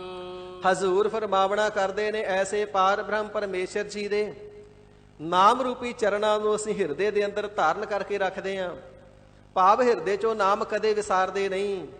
ਇਸੇ ਹੀ ਪ੍ਰਕਾਰ ਚਰਨ ਕਵਲ ਹਿਰਦੈ ਗਹਿ ਨਾਨਕ। ਸੱਚੇ ਪਾਤਸ਼ਾਹ ਐਸੇ ਪਾਰ ਬ੍ਰਹਮ ਪਰਮਾਤਮਾ ਜੀ ਦਾ ਨਾਮ ਜਪ ਕਰਕੇ ਵਡਿਆਈ ਕਰਕੇ ਭਵ ਸਾਗਰ ਪਾਰ ਹੋ ਜਾਈਦਾ ਨਾ। ਤੇ ਹਜ਼ੂਰ ਫਰਮਾਵਣਾ ਕਰਦੇ ਨੇ ਸਿੱਖੋ, ਐਸੇ ਪਰਮ ਪਿਤਾ ਪਰਮੇਸ਼ਵਰ ਅਕਾਲ ਪੁਰਖ ਵਾਹਿਗੁਰੂ ਜੀ ਦੇ ਨਾਮ ਰੂਪੀ ਚਰਨਾਂ ਨੂੰ ਹਿਰਦੇ ਗਹਿ, ਹਿਰਦੇ ਵਿੱਚ ਪਕੜ ਕਰਕੇ, ਹਿਰਦੇ ਵਿੱਚ ਧਾਰਨ ਕਰਕੇ ਰੱਖੋ। ਭਾਵ ਹਿਰਦੇ ਦੇ ਵਿੱਚ ਸਦਾ ਹੀ ਨਾਮ ਦੀ ਚਿਤਵਨੀ ਕਰਦੇ ਰਹਿਣਾ ਹੈ। ਮਨ ਮਹਿ ਚਿਤਵਾਉ ਚਿਤਵਨੀ, ਸਦਾ ਹਿਰਦੇ ਦੇ ਅੰਦਰ ਚਿਤਵਨੀ ਕਰਦੇ ਰਹਿਣਾ ਹੈ ਜੀ। ਭੈ ਸਾਗਰ ਸੰਤ ਪਾਰ ਉਤਰਿਆ। ਜਿਹੜੇ ਪਰਮਾਤਮਾ ਜੀ ਦੇ ਸੰਤ ਜਨ ਨਾਮ ਜਪਣ ਵਾਲੇ ਨੇ ਨਾ, ਨਾਮ ਜਪਣ ਵਾਲੇ ਸੰਤ ਹੋ ਗਏ, ਸ਼ਾਂਤ ਆਤਮਾ ਹੋ ਗਏ, ਮਹਾਤਮ ਹੋ ਗਏ। ਤੇ ਜਿਹੜੇ ਮਹਾਤਮਾ ਹੋ ਗਏ, ਭੈ ਸਾਗਰ ਜਿਹੜਾ ਖੌਫਨਾਕ ਸੰਸਾਰ ਸਾਗਰ ਹੈ, ਜਿਹੜਾ ਡਰਾਵਣਾ ਦੁੱਖਾਂ ਦਾ ਸਾਗਰ ਹੈ, ਜਿਹੜਾ ਅਤਿਅੰਤ ਦੁਖਦਾਇਕ ਭੈਦਾਇਕ ਪਦਾਰਥਾਂ ਦੇ ਨਾਲ, ਪਦਾਰਥਾਂ ਰੂਪੀ ਜਲ ਦੇ ਨਾਲ ਭਰਿਆ ਹੋਇਆ ਵਿਕਾਰਾਂ ਰੂਪੀ ਮਗਰਮੱਛ ਦੇ ਤੰਦੂਏ ਜਿਸ ਦੇ ਵਿੱਚ ਐਸਾ ਇਹ ਸਾਗਰ ਹੈ। ਜਿਸ ਸੰਸਾਰ ਸਾਗਰ ਤੋਂ ਪਾਰ ਹੋਣਾ, ਮੁਕਤੀ ਰੂਪੀ ਕਿਨਾਰੇ ਤੇ ਜਾਵਣਾ ਬੜਾ ਦੁਸ਼ਤਰ, ਬੜਾ ਕਠਨ ਹੈ। ਪਰ ਜਿਨ੍ਹਾਂ ਨੇ ਹਿਰਦੇ ਦੇ ਅੰਦਰ ਧਾਰਨ ਕਰਕੇ ਰੱਖਿਆ ਨਾ, ਉਹ ਸੰਤ ਜਨ ਸੁਭਾਵਕ ਹੀ ਭੈ ਸਾਗਰ ਸੰਸਾਰ ਰੂਪੀ ਡਰਦਾਇਕ ਦੁਖਦਾਇਕ ਸਾਗਰ ਤੋਂ ਪਾਰ ਉਤਰੀਆ, ਸਹਜੇ ਹੀ ਮੁਕਤੀ ਰੂਪੀ ਕਿਨਾਰੇ ਤੇ ਜਾ ਉਤਰਦੇ ਨੇ। ਉਹਨਾਂ ਨੂੰ ਜੰਮਾਂ ਦਾ ਤੇ ਜੰਮਣ ਮਰਨ ਦਾ ਦੁੱਖ ਨਹੀਂ ਹੁੰਦਾ ਹੈ। ਐਸੀ ਵਾਹਿਗੁਰੂ ਜੀ ਦੀ ਨਾਮ ਦੀ ਤਾਕਤ ਅਤੇ ਵਡਿਆਈ ਹੈ ਇਸ ਕਰਕੇ ਸਿੱਖੋ ਵਾਹਿਗੁਰੂ ਜੀ ਦੇ ਨਾਮ ਨੂੰ ਹੀ ਹਿਰਦੇ ਦੇ ਅੰਦਰ ਧਾਰਨ ਕਰਕੇ ਰੱਖੋ ਤੇ ਸਦਾ ਉਸੇ ਦਾ ਹੀ ਨਾਮ ਜਪਦੇ ਰਹੋ। ਸੰਤ ਹੋ ਜਾਵੋਗੇ, ਸ਼ਾਂਤ ਆਤਮਾ ਹੋ ਜਾਵੋਗੇ, ਸੰਸਾਰ ਸਾਗਰ ਤੋਂ ਪਾਰ ਉਤਾਰਾ ਹੋ ਜਾਵੇਗਾ। ਰਾਗ ਗੌੜੀ ਬੈਰਾਗਣ ਮਹੱਲਾ ਪੰਜਵਾ। ਸਾਧ ਸੰਗਤ ਜੀ, ਇਥੋਂ ਨਵਾਂ ਪ੍ਰਕਰਣ ਆਰੰਭ ਹੁੰਦਾ ਹੈ। ਭਾਵ ਗੌੜੀ ਰਾਗ ਹੈ ਪਰ ਜਾਤੀ ਬਦਲਦੀ ਹੈ। ਜਿਸ ਸ਼ਬਦ ਦੀ ਕੱਲ ਤੇ ਅੱਜ ਵਿਚਾਰ ਸਰਵਣ ਕੀਤੀ ਹੈ, ਇਸ ਗੌੜੀ ਰਾਗ ਦੀ ਜਾਤੀ ਸੀ ਚੇਤੀ, ਤੇ ਹੁਣ ਅੱਗੇ ਬੈਰਾਗਣ ਸ਼ੁਰੂ ਹੁੰਦੀ ਹੈ। ਇਸ ਪ੍ਰਕਾਰ ਸਤਿਗੁਰੂ ਸੱਚੇ ਪਾਤਸ਼ਾਹ ਜੀ ਬੈਰਾਗਣ ਜਾਤੀ ਵਾਲੇ ਗੌੜੀ ਰਾਗ ਦੇ ਅੰਦਰ ਉਪਦੇਸ਼ ਦੀ ਬਖਸ਼ਿਸ਼ ਕਰਦੇ ਹਨ ਜੀ। ਇੱਕ ਓੰਕਾਰ ਸਤਿਗੁਰ ਪ੍ਰਸਾਦ। ਅਕਾਲ ਪੁਰਖ ਵਾਹਿਗੁਰੂ ਜੀ ਦਾ ਮੰਗਲ ਕਰਦੇ ਨੇ। ਇੱਕ ਜੋ ਅਦੁੱਤੀ ਬ੍ਰਹਮ ਹੈ, ਜੋ ਵਾਹਿਦ ਹਸਤੀ ਹੈ, ਐਸਾ ਯੂਨੀਕ ਪਰਸਨ ਜਿਹਦੇ ਵਰਗਾ ਦੂਸਰਾ ਕੋਈ ਵੀ ਨਹੀਂ। ਨਾ ਦਾਨਵ ਹੈ, ਨਾ ਮਾਨਵ ਹੈ, ਨਾ ਦੇਵ ਹੈ, ਨਾ ਕੋਈ ਦੇਵੀ ਹੈ, ਨਾ ਕੋਈ ਯਕਸ਼ ਹੈ, ਨਾ ਕੋਈ ਕਿੰਨਰ ਹੈ, ਨਾ ਕੋਈ ਪਿਸਾਚ ਹੈ, ਨਾ ਕੋਈ ਵਲੀ ਹੈ, ਨਾ ਕੋਈ ਨਬੀ ਹੈ, ਨਾ ਕੋਈ ਰਹਿਬਰ ਹੈ, ਨਾ ਕੋਈ ਪੈਗੰਬਰ ਹੈ। ਜਿਸ ਦੇ ਵਰਗਾ ਕੋਈ ਵੀ ਨਹੀਂ, ਐਸੀ ਉਹ ਵਾਹਿਦ ਹਸਤੀ ਹੈ। ਐਸਾ ਜੋ ਪਰਮਾਤਮਾ ਹੈ ਇੱਕ द्वंद्ववाद ਤੋਂ ਰਹਿਤ ਹੈ, ਸਦਾ ਏਕਤਾ ਸਵਰੂਪ ਹੈ, ਸਦਾ ਹੀ ਇੱਕ ਸਵਰੂਪ ਰਹਿਣ ਵਾਲਾ ਹੈ, ਇੱਕ ਰਸ ਰਹਿਣੇ ਵਾਲਾ ਹੈ। ਐਸਾ ਜੋ ਪਰਮਾਤਮਾ ਦਾ ਸਰੂਪ ਹੈ, ਇੱਕ ਸਾਰ ਸਦੀਪ ਪ੍ਰਕਾਸ਼ ਸਰੂਪ ਹੈ, ਕਦੇ ਘਟਦਾ ਤੇ ਵੱਧਦਾ ਨਹੀਂ। ਜੋ ਐਸਾ ਪਰਮਾਤਮਾ ਸੁਜਾਤੀ ਵਿਜਾਤੀ ਸਵੈਗਤ ਭੇਦ ਰਹਿਤ ਹੈ, ਸੋ ਕਹੀਏ ਇੱਕ ਓੰਕਾਰ, ਜਿਸ ਦਾ ਨਾਮ ਉਚਾਰਨੇ ਮਾਤਰ ਸੇ ਰੱਖਿਆ ਹੁੰਦੀ ਏ। ਸਭ ਜਗ੍ਹਾ ਤੇ ਆਕਾਸ਼ਾਂ ਪਾਤਾਲਾਂ ਵਿੱਚ ਰਖਵਾਲੀ ਕਰਦਾ ਹੈ, ਦੁੱਖਾਂ ਵਿੱਚ, ਕਸ਼ਟਾਂ ਵਿੱਚ, ਵਿਪਤਾ ਵਿੱਚ, ਸਭ ਜਗ੍ਹਾ ਤੇ ਵਾਹਿਗੁਰੂ ਜੀ ਰਖਵਾਲੀ ਸਹਾਇਤਾ ਕਰਨੇ ਵਾਲੇ ਨੇ। ਸਭਨਾਂ ਦੇ ਪ੍ਰਕਾਸ਼ਕ ਨੇ, ਸਭਨਾਂ ਦੇ ਅੰਦਰ ਸਾਖੀ ਚੇਤਨ ਆਤਮਾ ਰੂਪ ਹੋ ਕਰਕੇ ਵਸੇ ਹੋਏ ਨੇ। ਐਸਾ ਜੋ ਅਦੁੱਤੀ ਬ੍ਰਹਮ ਇੱਕ ਓੰਕਾਰ ਹੈ।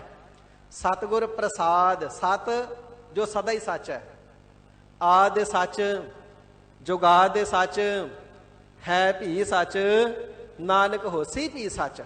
ਸਤ ਜੋ ਸਤ ਚਿਤ ਆਨੰਦ ਸਰੂਪ ਹੈ, ਸਦਾ ਆਨੰਦ ਸਰੂਪ ਹੈ, ਕਦੇ ਵਿਆਕੁਲਤਾ ਦੇ ਸਹਿਤ ਨਹੀਂ ਹੁੰਦਾ। ਸਦਾ ਹੀ ਸਤ ਸਥਿਰ ਸਰੂਪ ਹੈ ਤੇ ਚਿਤ ਚੇਤਨ ਸੱਤਾ ਵਾਲਾ ਹੈ, ਕਦੇ ਅਚੇਤ ਨਹੀਂ ਹੁੰਦਾ। ਮਨੁੱਖ ਅਥਵਾ ਜੀਵ ਜਾਗਦਾ ਹੈ ਤੇ ਚੇਤਨਤਾ ਹੀ ਦੇ ਸਹਿਤ ਹੈ, ਪਰ ਜਦੋਂ ਸੌਂਦਾ ਤੇ ਅਚੇਤ ਹੋ ਜਾਂਦਾ, ਪਤਾ ਹੀ ਨਹੀਂ ਮੈਂ ਕੌਣ ਆ ਤੇ ਕਿੱਥੇ ਸੁੱਤਾ ਪਿਆ। ਪਰ ਵਾਹਿਗੁਰੂ ਜੀ ਚੇਤਨ ਸੱਤਾ ਦੇ ਸਹਿਤ ਹੈ, ਕਦੇ ਚੇਤਨਤਾਈ ਤੋਂ ਰਹਿਤ ਨਹੀਂ ਹੁੰਦੇ ਹਨ। ਇਸ ਪ੍ਰਕਾਰ ਗੁਰ ਪੂਜਨੀਕ ਹੈ, ਉਹ ਪਰਮ ਪਿਤਾ ਪਰਮਾਤਮਾ। ਗੁਰ ਦਾ ਅਰਥ ਹੈ ਵੱਡਾ। ਉਹ ਪਰਮਾਤਮਾ ਜੀ ਸਾਰੇ ਵੱਡਿਆਂ ਪੈਗੰਬਰਾਂ, ਵਲੀਆਂ, ਨਬੀਆਂ, ਸਾਰਿਆਂ ਅਵਤਾਰਾਂ ਤੋਂ ਵੀ ਵੱਡੇ ਨੇ, ਸਭ ਤੋਂ ਵੱਡੇ ਨੇ। ਸਭ ਤੇ ਵੱਡਾ ਸਤਿਗੁਰ ਨਾਨਕ ਜਿਨ ਕਲ ਰਾਖੀ ਮੇਰੀ। ਇਸੇ ਪ੍ਰਕਾਰ ਸਾਧ ਸੰਗਤ ਜੀ ਜਿਹੜਾ ਗੁਰਪਦ ਹੈ ਨਾ, ਇਹ ਗ੍ਰੀ ਧਾਤੂ ਤੋਂ ਬਣਿਆ ਹੈ। ਗੋ ਦਾ ਅਰਥ ਹੈ ਅਗਿਆਨ ਤੇ ਰੂ ਦਾ ਅਰਥ ਹੈ ਪ੍ਰਕਾਸ਼। ਜਿਹੜੇ ਪਰਮ ਪਿਤਾ ਪਰਮਾਤਮਾ ਜੀ ਜੀਵ ਦੇ ਹਿਰਦੇ ਦੇ ਵਿੱਚੋਂ ਅਗਿਆਨਤਾ ਦੇ ਹਨੇਰੇ ਨੂੰ ਮੇਟ ਕਰਕੇ ਸੱਚ ਦਾ ਪ੍ਰਕਾਸ਼ ਕਰਨੇ ਵਾਲੇ ਨੇ, ਸੋ ਕਹੀਏ ਗੁਰ ਚੇਤਨ ਸਵਰੂਪ। ਇਸੇ ਪ੍ਰਕਾਰ ਗੋ ਦਾ ਅਰਥ ਹੈ ਖਾ ਜਾਣਾ, ਨਿਗਲ ਜਾਣਾ। ਜਿਹੜੇ ਪਰਮਾਤਮਾ ਜੀ ਅਗਿਆਨਤਾ ਦੇ ਹਨੇਰੇ ਨੂੰ ਖਾ ਹੀ ਜਾਂਦੇ ਨੇ, ਨਿਗਲ ਹੀ ਜਾਂਦੇ ਨੇ, ਖਤਮ ਹੀ ਕਰ ਦਿੰਦੇ ਨੇ, ਤੇ ਰੂਹ ਸੱਚ ਦਾ ਹਿਰਦੇ ਵਿੱਚ ਪ੍ਰਕਾਸ਼ ਕਰ ਦਿੰਦੇ ਨੇ, ਸੋ ਕਹੀਏ ਗੁਰ। ਇਸੇ ਪ੍ਰਕਾਰ ਗੁਰ ਗ੍ਰੀ ਧਾਤੂ ਤੋਂ, ਗ੍ਰੀ ਤੋਂ ਭਾਵ ਹੈ ਗਿਰ ਪਹਾੜ।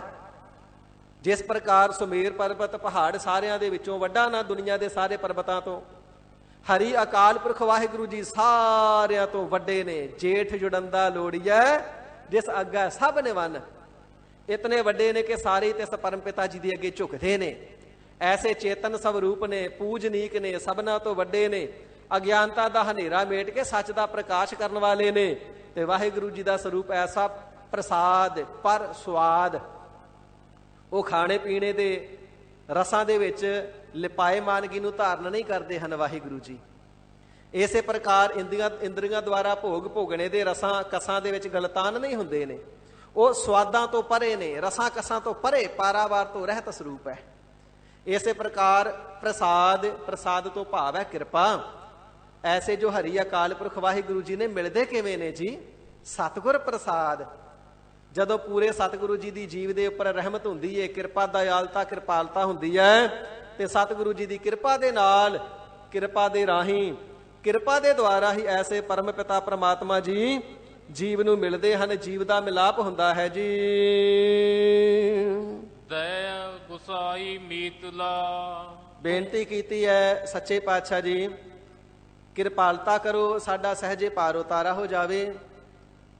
ਤੇ ਸਤਿਗੁਰੂ ਸਾਹਿਬ ਜੀ ਨੇ ਪ੍ਰਵਚਨ ਫਰਮਾਵਣਾ ਕੀਤਾ, ਪਿਆਰਿਓ, ਤੇ ਇਸ ਵਾਹਿਗੁਰੂ ਜੀ ਦੇ ਅੱਗੇ ਸਦਾ ਮਿੰਨਤਾਂ ਕਰਦੇ ਹੀ ਰਹੋ। ਵਾਹਿਗੁਰੂ ਜੀ, ਸਾਡੇ ਵਿੱਚ ਬਲ ਨਹੀਂ ਸੰਸਾਰ ਸਾਗਰ ਤੋਂ ਤਰ ਜਾਈਏ, ਪਰ ਆਪ ਜੀ ਬਲਸ਼ਾਲੀ ਹੋ, ਆਪ ਜੀ ਕਿਰਪਾ ਕਰਕੇ ਤਾਰਨ ਦੇ ਸਮਰੱਥ ਹੋ, ਸਾਨੂੰ ਤਾਰ ਲਵੋ। ਮਹਾਰਾਜ, ਅਸੀਂ ਤਾਂ ਅਲਪੱਗ ਜੀਵਾਂ, ਬੇਨਤੀਆਂ ਕਰਨੀਆਂ ਵੀ ਨਹੀਂ ਆਉਂਦੀਆਂ, ਕਿਰਪਾਲਤਾ ਕਰਕੇ ਬੇਨਤੀਆਂ ਕਰਨੇ ਦੀ ਜਾਚ ਵੀ ਆਪ ਹੀ ਦੱਸੋ। ਤੇ ਹਜ਼ੂਰ ਬੇਨਤੀ ਸਵਰੂਪ ਜਗਿਆਸੂ ਮੁਖ ਦੁਆਰਾ ਸ਼ਬਦ ਉਚਾਰਦੇ ਨੇ, ਸਿੱਖੋ ਐਵੇਂ ਬੇਨਤੀਆਂ ਕਰਨੀਆਂ ਨੇ। ਦੈ ਗੁਸਾਈ ਮੀਤਲਾ ਤੂੰ ਸੰਗ ਹਮਾਰਾ ਬਾਸ ਜੀਓ।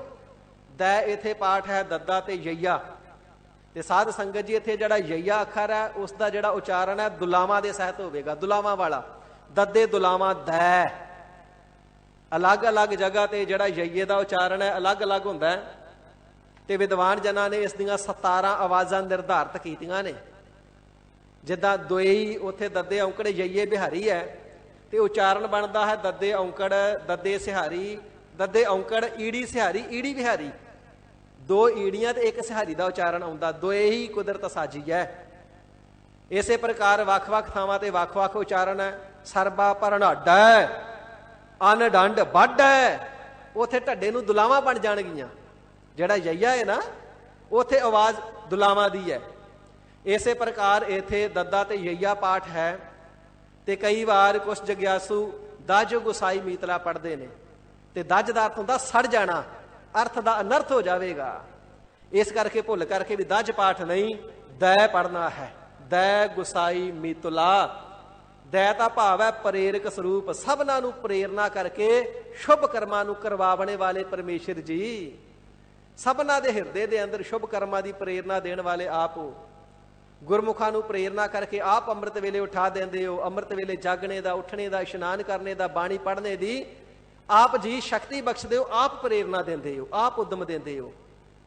ਇਸ ਪ੍ਰਕਾਰ ਸਭਨਾਂ ਦੇ ਪ੍ਰੇਰਨਾਦਾਇਕ, ਸਭਨਾਂ ਨੂੰ ਪ੍ਰੇਰਨਾ ਦੇਣ ਵਾਲੇ ਪ੍ਰੇਰਕ ਵਾਹਿਗੁਰੂ ਜੀ। ਗੁਸਾਈ, ਗੋ ਦਾ ਅਰਥ ਹੈ ਪ੍ਰਿਥਵੀ, ਸਾਈ ਦਾ ਅਰਥ ਹੈ ਮਾਲਕ, ਸਾਰੀ ਪ੍ਰਿਥਵੀ ਦੇ ਖੰਡਾਂ ਬ੍ਰਹਮੰਡਾਂ ਦੇ ਮਾਲਕ ਹੋ।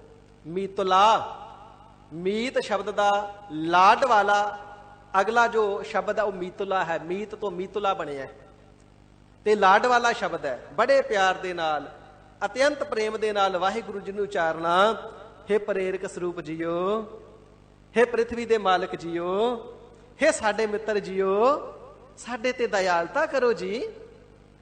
ਤੇ ਜੇ ਪਰਮਾਤਮਾ ਜੀ ਕਹਿਣ ਭਾਈ ਸੰਸਾਰ ਸਾਗਰ ਤੋਂ ਪਾਰ ਹੋਣ ਵਾਸਤੇ ਤੈਨੂੰ ਸਰੀਰ ਤੇ ਦੇ ਦਿੱਤਾ, ਹੋਰ ਕੀ ਭਾਲਦਾ, ਹੋਰ ਕੀ ਚਾਹੁੰਦਾ ਹੈ? ਤੇ ਬੇਨਤੀ ਕਰਨੀ, ਸੱਚੇ ਪਾਤਸ਼ਾਹ ਨਾ ਭੁੱਲਿਓ ਤੇ ਨਾ ਭੁਲਾਇਓ, ਸਾਨੂੰ ਕਦੇ ਵਿਸਰਿਓ ਨਾ, ਸਾਡੇ ਅੰਗ ਸੰਗ ਹੋ ਕਰਕੇ ਵਸਣਾ ਕਰੋ।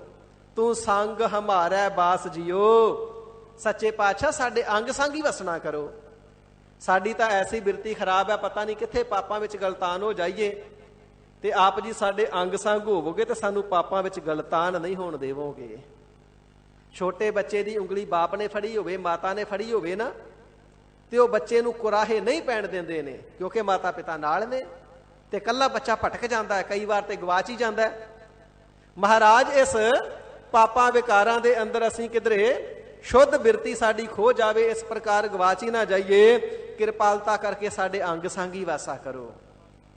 ਤੇ ਜੇ ਸਾਹਿਬ ਜੀ ਕਹਿਣ ਭਾਈ ਅਸੀਂ ਤਾਂ ਨਿਰਗੁਣ ਕਰਕੇ ਸਦਾ ਹੀ ਅੰਗ ਸੰਗ ਆ, ਮਹਾਰਾਜ ਸਾਡੇ ਮਨ ਬੁੱਧ ਰੂਪੀ ਨੇਤਰਾਂ ਦੇ ਅੰਦਰ ਐਸੇ ਭਰਮ ਰੂਪੀ ਫੋਲੇ ਪਏ ਹੋਏ ਨੇ, ਐਸੀ ਅੰਤਰੀਵ ਨਜ਼ਰ ਖਰਾਬ ਹੋ ਗਈ ਆ, ਸਾਨੂੰ ਨਜ਼ਰ ਨਹੀਂ ਆਉਂਦੇ ਹੋ। ਕਿਰਪਾ ਕਰਕੇ ਸਰਗੁਣ ਸਰੂਪ ਹੋ ਕਰਕੇ ਐਵੇਂ ਸਾਡੇ ਨਾਲ ਵਸੋ ਕਿ ਸਾਨੂੰ ਨਜ਼ਰ ਆਵੋ। ਜਿਸ ਪ੍ਰਕਾਰ ਸਰਗੁਣ ਸਰੂਪ ਆਪ ਜੀ ਦਾ ਪ੍ਰਗਟ ਨਜ਼ਰ ਆਉਂਦਾ ਨਾ, ਇਸ ਪ੍ਰਕਾਰ ਅੰਗ ਸੰਗ ਆਪ ਜੀ ਨੂੰ ਸਦਾ ਦੇਖਦੇ ਰਹੀਏ। ਜਿਵੇਂ ਭਗਤ ਨਾਮਦੇਵ ਜੀ ਨੇ ਪ੍ਰਮਾਤਮਾ ਜੀ ਨੂੰ ਸਦਾ ਹੀ ਅੰਗ ਸੰਗ ਦੇਖਿਆ ਹੈ। ਨਾਮਦੇਵ ਹਰਿ ਜੀਓ ਬਸੈ ਸੰਗ। ਮਹਾਰਾਜ ਜਿਵੇਂ ਨਾਮਦੇਵ ਜੀ ਦੇ ਨਾਲ ਸਾਖਿਆਤਕਾਰ ਹੀ ਰਹੇ, ਭਗਤ ਧੰਨਾ ਜੀ ਦੇ ਨਾਲ ਸਾਖਿਆਤਕਾਰ ਹੀ ਰਹੇ, ਇਸ ਪ੍ਰਕਾਰ ਸਾਡੇ ਅੰਗ ਸੰਗ ਹੀ ਰਹਿਣਾ ਕਰੋ। ਸਾਨੂੰ ਪਾਪਾਂ ਦੇ ਵਿੱਚੋਂ ਕੱਢ ਲੈਣਾ ਕਰੋ, ਵਿਕਾਰਾਂ ਦੇ ਵਿੱਚੋਂ ਕੱਢ ਲੈਣਾ ਕਰੋ, ਬਚਾ ਲੈਣਾ ਕਰੋ ਜੀ। ਤੂੰ ਸੰਗ ਹਮਾਰੇ ਬਾਸ ਜੀਓ। ਮਹਾਰਾਜ ਸਦਾ ਹੀ ਸਾਡੇ ਅੰਗ ਸੰਗ ਵਸਣਾ ਕਰੋ, ਸਾਡੇ ਨਾਲ ਹੀ ਰਹਿਣਾ ਕਰੋ। ਰਹਾਉ ਵਿਸਰਾਮ ਦੇ ਕਰਕੇ ਸਤਿਗੁਰੂ ਜੀ ਫਰਮਾਨ ਕਰਦੇ ਹਨ ਜੀ।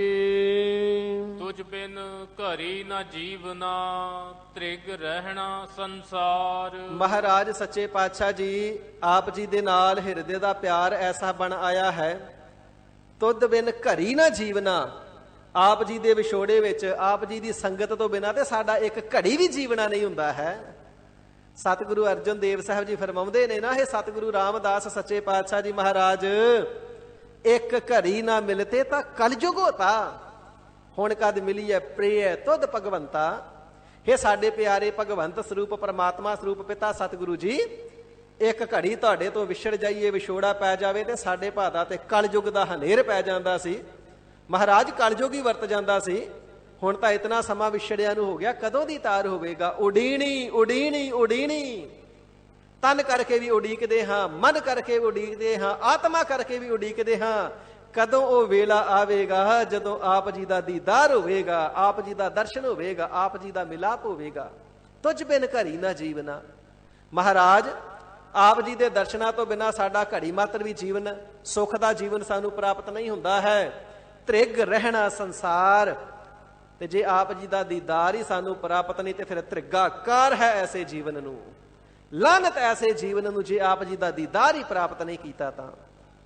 ਸਤਿਗੁਰੂ ਨਾਨਕ ਦੇਵ ਸੱਚੇ ਪਾਤਸ਼ਾਹ ਮਹਾਰਾਜ ਸਾਹਿਬ ਜੀ ਨੇ ਸ੍ਰੀ ਗੁਰੂ ਅੰਗਦ ਦੇਵ ਸਾਹਿਬ ਜੀ ਨੂੰ ਆਪਣਾ ਸਵਰੂਪ ਬਣਾ ਕਰਕੇ, ਦੂਸਰੇ ਪਾਤਸ਼ਾਹ ਬਣਾ ਕਰਕੇ ਬਚਨ ਕੀਤਾ ਨਾ, ਖਡੂਰ ਸਾਹਿਬ ਚਲੇ ਜਾਓ।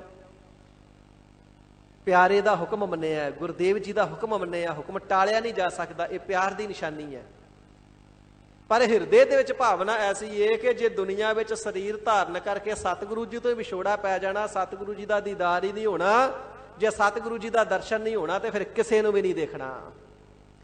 ਸਤਿਗੁਰੂ ਅੰਗਦ ਦੇਵ ਸਾਹਿਬ ਜੀ ਨੇ ਮਾਤਾ ਭਰਾਈ ਜੀ ਨੂੰ ਬਚਨ ਕਰਨਾ ਕੀਤਾ। ਇੱਕ ਕੋਠੇ ਦੇ ਕਮਰੇ ਦੇ ਅੰਦਰ ਬੈਠ ਗਏ, ਕਹਿੰਦੇ ਬਾਹਰ ਜਿਹੜਾ ਦਰਵਾਜ਼ਾ, ਇਸ ਦੇ ਉੱਪਰ ਮਿੱਟੀ ਦਾ ਲੇਪਨ ਕਰ ਦਿਓ, ਪਤਾ ਨਾ ਲੱਗੇ ਕਿ ਅਸੀਂ ਅੰਦਰ ਬੈਠੇ ਆ। ਇਸ ਮਕਾਨ ਦਾ ਕਿਸੇ ਨੂੰ ਦਰਵਾਜ਼ਾ ਹੀ ਨਾ ਲੱਭੇ।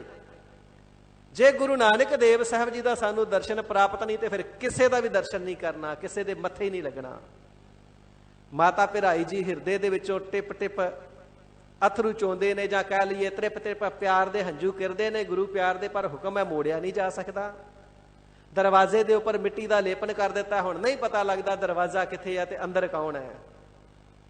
ਸਤਿਗੁਰੂ ਨਾਨਕ ਦੇਵ ਸੱਚੇ ਪਾਤਸ਼ਾਹ ਮਹਾਰਾਜ ਜੀ ਬ੍ਰਹਮਲੀਨ ਹੋ ਗਏ, ਸਰੀਰ ਦੇ ਸਮੇਤ ਸੱਚਖੰਡ ਜਾ ਬਿਰਾਜੇ।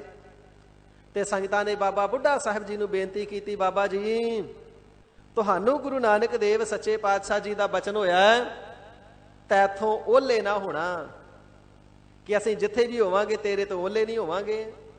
ਤੇ ਦੂਸਰਾ ਸਵਰੂਪ ਧਾਰਨ ਕਰਕੇ ਗੁਰੂ ਅੰਗਦ ਦੇਵ ਸਾਹਿਬ ਜੀ ਦੇ ਪਾਵਨ ਸਰੂਪ ਵਿੱਚ ਗੁਰੂ ਨਾਨਕ ਜੀ ਕਿੱਥੇ ਬਿਰਾਜਦੇ ਨੇ ਉਹ ਤੁਹਾਨੂੰ ਪਤਾ, ਕਿਉਂਕਿ ਤੁਹਾਥੋਂ ਓਲੇ ਨਹੀਂ।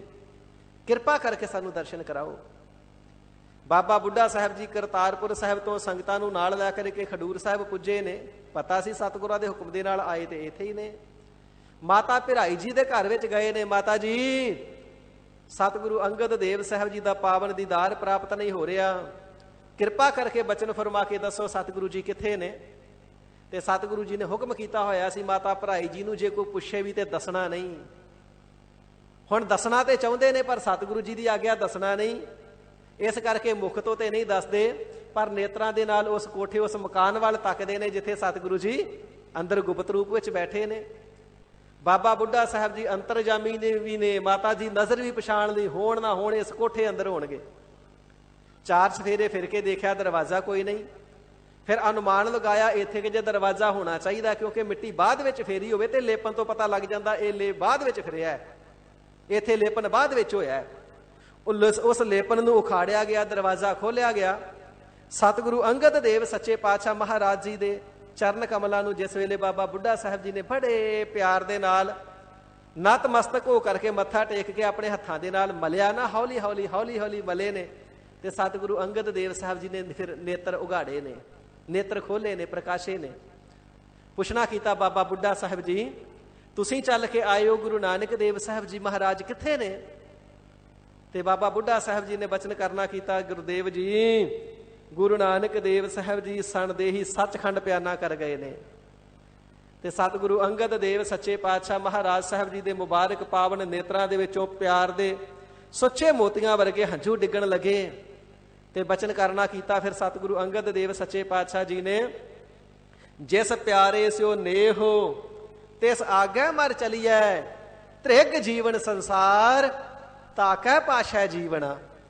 ਸਤਿਗੁਰੂ ਨਾਨਕ ਦੇਵ ਸਾਹਿਬ ਜੀ ਸਾਡੇ ਪਿਆਰੇ ਦਰਗਾਹ ਚਲੇ ਗਏ, ਸੱਚਖੰਡ ਚਲੇ ਗਏ। ਉਹਨਾਂ ਤੋਂ ਬਾਅਦ ਸੰਸਾਰ ਵਿੱਚ ਰਹਿਣਾ ਤ੍ਰਿਗਾਕਾਰ ਹੈ। ਕੀ ਲੈਣਾ ਅਸੀਂ ਸੰਸਾਰ ਚੋਂ? ਜਿਸ ਪਿਆਰੇ ਦੇ ਨਾਲ ਨੇਹੋ ਪਿਆਰ ਹੋਵੇ ਉਸ ਤੋਂ ਤੇ ਪਹਿਲਾਂ ਹੀ ਆਪਣੇ ਪ੍ਰਾਣ ਦੇ ਦੇਣੇ ਚਾਹੀਦੇ, ਸਰੀਰ ਛੱਡ ਦੇਣਾ ਚਾਹੀਦਾ ਸੀ ਸਾਨੂੰ। ਤੇ ਬਾਬਾ ਬੁੱਢਾ ਸਾਹਿਬ ਜੀ ਨੇ ਬੇਨਤੀ ਕਰਨਾ ਕੀਤੀ, ਸੱਚੇ ਪਾਤਸ਼ਾਹ ਭਾਵੇਂ ਕਿ ਹਿਰਦੇ ਦੀ ਪਿਆਰ ਅਵਸਥਾ ਕਰਕੇ ਆਪ ਜੀ ਦਾ ਇਸ ਪ੍ਰਕਾਰ ਬਚਨ ਕਰਨੇ ਜਥਾਯੋਗ ਨੇ, ਪਰ ਵੱਡਿਆਂ ਸਤਿਗੁਰਾਂ ਨੇ ਗੁਰੂ ਨਾਨਕ ਦੇਵ ਸਾਹਿਬ ਜੀ ਨੇ ਆਪ ਜੀ ਨੂੰ ਵੱਡੀ ਭਾਰੀ ਜ਼ਿੰਮੇਵਾਰੀ ਬਖਸ਼ੀ ਹੈ। ਆਪ ਜੀ ਨੇ ਕੇਵਲ ਤਾਂ ਕੇਵਲ ਸਤਿਗੁਰੂ ਜੀ ਦੇ ਪਿਆਰੇ ਹੋ ਕਰਕੇ ਆਪਣਾ ਸਰੀਰ ਨਹੀਂ ਤਿਆਗ ਦੇਣਾ, ਬਲਕਿ ਜਿਹੜੀ ਜ਼ਿੰਮੇਵਾਰੀ ਗੁਰਤਾ ਗੱਦੀ ਦੀ ਆਪ ਜੀ ਨੂੰ ਬਖਸ਼ੀ ਹੈ, ਹੁਣ ਗੁਰੂ ਨਾਨਕ ਤੁਸੀਂ ਹੋ। ਗੁਰੂ ਨਾਨਕ ਜੀ ਤੁਹਾਡੇ ਹਿਰਦੇ ਅੰਦਰ ਬੈਠੇ ਨੇ ਤੇ ਗੁਰੂ ਨਾਨਕ ਜੀ ਦੇ ਹੁਕਮਾਂ ਬਚਨਾਂ ਦੇ ਅਨੁਸਾਰ ਗੁਰਤਾ ਗੱਦੀ ਦੇ ਉੱਪਰ ਸ਼ੋਭਨੀਕ ਹੋ ਕਰਕੇ ਸੰਗਤਾਂ ਨੂੰ ਦਰਸ਼ਨ ਉਪਦੇਸ਼ ਦੇ ਕਰਕੇ ਭਲਾ ਕਰਨਾ ਕਰੋ। ਤੇ ਗੁਰੂ ਨਾਨਕ ਦੇਵ ਸਾਹਿਬ ਜੀ ਦੇ ਬਚਨ ਨੂੰ ਚਿਤਵ ਕਰਕੇ ਫਿਰ ਗੁਰੂ ਅੰਗਦ ਦੇਵ ਸਾਹਿਬ ਜੀ ਨੇ ਇਹ ਗੁਰਤਾ ਗੱਦੀ ਦੀ ਮਰਿਆਦਾ ਸਾਧ ਸੰਗਤ ਜੀ ਅੱਗੇ ਨਿਰਵਿਘਨ ਚਲਾਵਣਾ ਕੀਤੀ ਹੈ। ਤੇ ਸਤਿਗੁਰੂ ਅੰਗਦ ਦੇਵ ਸਾਹਿਬ ਜੀ ਨੇ ਪਿਆਰ ਜਣਾਵਣਾ ਕੀਤਾ, ਗੁਰੂ ਨਾਨਕ ਜੀ ਆਪ ਜੀ ਤੋਂ ਬਿਨਾਂ ਸੰਸਾਰ ਦੇ ਵਿੱਚ ਰਹਿਣਾ ਤ੍ਰਿਗਾਕਾਰ ਲਾਂਤ ਜੋਗ ਹੈ, ਤੇ ਜਿਸ ਦੇ ਨਾਲ ਪਿਆਰ ਹੋਵੇ ਉਸ ਤੋਂ ਤੇ ਪਹਿਲਾਂ ਹੀ ਸਰੀਰ ਛੱਡ ਦੇਣਾ ਚਾਹੀਦਾ ਹੈ ਤਾਂ ਕਿ ਪਿਆਰੇ ਦਾ ਵਿਛੋੜਾ ਨਾ ਪਵੇ।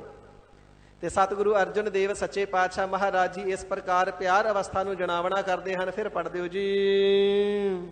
ਤੁਝ ਬਿਨ ਘਰੀ ਨਾ ਜੀਵਨਾ, ਤ੍ਰਿਗ ਰਹਿਣਾ ਸੰਸਾਰ। ਹੇ ਗਰੀਬ ਨਿਵਾਜ ਸੱਚੇ ਪਾਤਸ਼ਾਹ ਜੀਓ, ਆਪ ਜੀ ਦੇ ਵਿਛੋੜੇ ਵਿੱਚ ਤੁਝ ਬਿਨ, ਤੁਹਾਡੇ ਦਰਸ਼ਨਾਂ ਤੋਂ ਬਿਨਾਂ ਤੇ ਸਾਡਾ ਇੱਕ ਘੜੀ ਮਾਤਰ ਵੀ ਜੀਵਨਾ ਨਹੀਂ ਹੁੰਦਾ ਹੈ। ਲਾਨਤ ਹੈ ਐਸੇ ਸੰਸਾਰ ਦੇ ਵਿੱਚ ਜਿੰਦਾ ਰਹਿਣ ਨੂੰ, ਜੇਕਰ ਆਪ ਜੀ ਦਾ ਦੀਦਾਰ ਨਾ ਹੋਵੇ ਤੇ। ਮਹਾਰਾਜ ਇਸ ਕਰਕੇ ਤੂੰ ਸੰਗ ਹਮਾਰਾ ਵਾਸ ਜੀਓ, ਸਾਡੇ ਨਾਲ ਹੀ ਵਸਣਾ ਕਰੋ, ਸਾਨੂੰ ਆਪ ਜੀ ਦਾ ਕਦੇ ਵਿਛੋੜਾ ਨਾ ਲੱਗੇ ਜੀ। ਜੀ ਪ੍ਰਾਣ ਸੁਖ ਦਾਤਿਆ, ਨਿਮਖ ਨਿਮਖ ਬਲਹਾਰ ਜੀ। ਜੀ ਪ੍ਰਾਨ ਸੁਖ ਦਾਤਿਆ, ਹੇ ਸੁੱਖਾਂ ਦੇ ਦਾਤੇ ਸਰੂਪ ਹਰੀ ਅਕਾਲ ਪੁਰਖ ਵਾਹਿਗੁਰੂ ਜੀ। ਜੀ ਸਾਡੀ ਜਿੰਦ ਦੇ, ਸਾਡੀ ਜਾਨ ਦੇ ਮਾਲਕ ਵਾਹਿਗੁਰੂ ਜੀ, ਸਾਡੇ ਪ੍ਰਾਣਾਂ ਦੇ, ਸਾਡੇ ਸਵਾਸਾਂ ਦੇ ਮਾਲਕ, ਸੁੱਖਾਂ ਦੇ ਦਾਤੇ ਵਾਹਿਗੁਰੂ ਜੀ। ਨਿਮਖ ਨਿਮਖ ਬਲਿਹਾਰ ਜੀਓ, ਅਸੀਂ ਆਪ ਜੀ ਤੋਂ ਨਿਮਖ ਨਿਮਖ ਮਾਤਰ, ਪਲ ਪਲ ਨਿਮਖ ਨਿਮਖ, ਖਿਨ ਖਿਨ, ਬਿੰਦ ਬਿੰਦ ਸਮੇਂ ਦੇ ਅੰਦਰ ਕੁਰਬਾਨ ਬਲਿਹਾਰ ਜਾਣਾ ਕਰਦੇ ਹਾਂ। ਹਸਤ ਅਲੰਬਨ ਦੇਹੁ ਪ੍ਰਭ, ਗਰਤੁ ਉਧਰ ਗੋਪਾਲ। ਸੱਚੇ ਪਾਤਸ਼ਾਹ ਜੀਓ, ਅਸੀਂ ਤਾਂ ਗਰਤੋ ਹੋ ਮਨਮੁਖਤਾਈ ਦੀ ਖੱਡ ਖੂਹ ਦੇ ਵਿੱਚ ਡਿੱਗਦੇ ਜਾਂਦੇ ਹਾਂ। ਕਿਰਪਾਲਤਾ ਕਰੋ, ਸਾਨੂੰ ਆਪਣੇ ਕਿਰਪਾ ਰੂਪੀ ਹੱਥਾਂ ਦਾ ਆਸਰਾ ਦੇ ਕਰਕੇ ਕੱਢ ਲੈਣਾ ਕਰੋ ਜੀ। ਸੋ ਇਸੇ ਪ੍ਰਕਾਰ ਹਸਤ ਅਲੰਬਨ ਦੇਹੁ ਪ੍ਰਭ, ਮਹਾਰਾਜ ਆਪਣੇ ਪਵਿੱਤਰ ਹਸਤ ਕਮਲਾਂ ਦਾ ਅਲੰਬਨ ਆਸਰਾ ਸਾਨੂੰ ਬਖਸ਼ਣਾ ਕਰੋ। ਮਹਾਰਾਜ ਉਪਦੇਸ਼ ਰੂਪੀ ਹੱਥਾਂ ਦਾ ਸਾਨੂੰ ਆਸਰਾ ਬਖਸ਼ਿਸ਼ ਕਰਨਾ ਕਰੋ। ਮਨਮੁਖਤਾਈ ਦੇ ਜੰਮਣ ਮਰਦੇ ਖੱਡ ਵਿੱਚੋਂ ਕੱਢ ਲੈਣਾ ਕਰੋ। ਇਸੇ ਪ੍ਰਕਾਰ ਗਰਤੋ ਹੋ, ਜੋ ਮਾਤਾ ਦਾ ਗਰਭ ਅਵਸਥਾ ਦਾ ਟੋਵਾ ਹੈ ਮਹਾਰਾਜ, ਉਸ ਵਿੱਚ ਨਾ ਜਾ ਪਾਈਏ। ਕਿਰਪਾ ਰੂਪੀ ਹੱਥ ਦਾ ਆਸਰਾ ਦੇ ਕਰਕੇ ਗਰਭ ਅਵਸਥਾ ਵਿੱਚ ਨਾ ਪੈਣ ਦੇਣਾ, ਇਸ ਦੁੱਖ ਚੋਂ ਕੱਢ ਲੈਣਾ ਕਰੋ। ਮਨਮੁਖਤਾਈ ਦੀ ਖੱਡ ਵਿੱਚ ਨਾ ਡਿੱਗ ਪਈਏ, ਨਰਕਾ ਰੂਪੀ ਖੂਹ ਵਿੱਚ ਨਾ ਪੈ ਜਾਈਏ।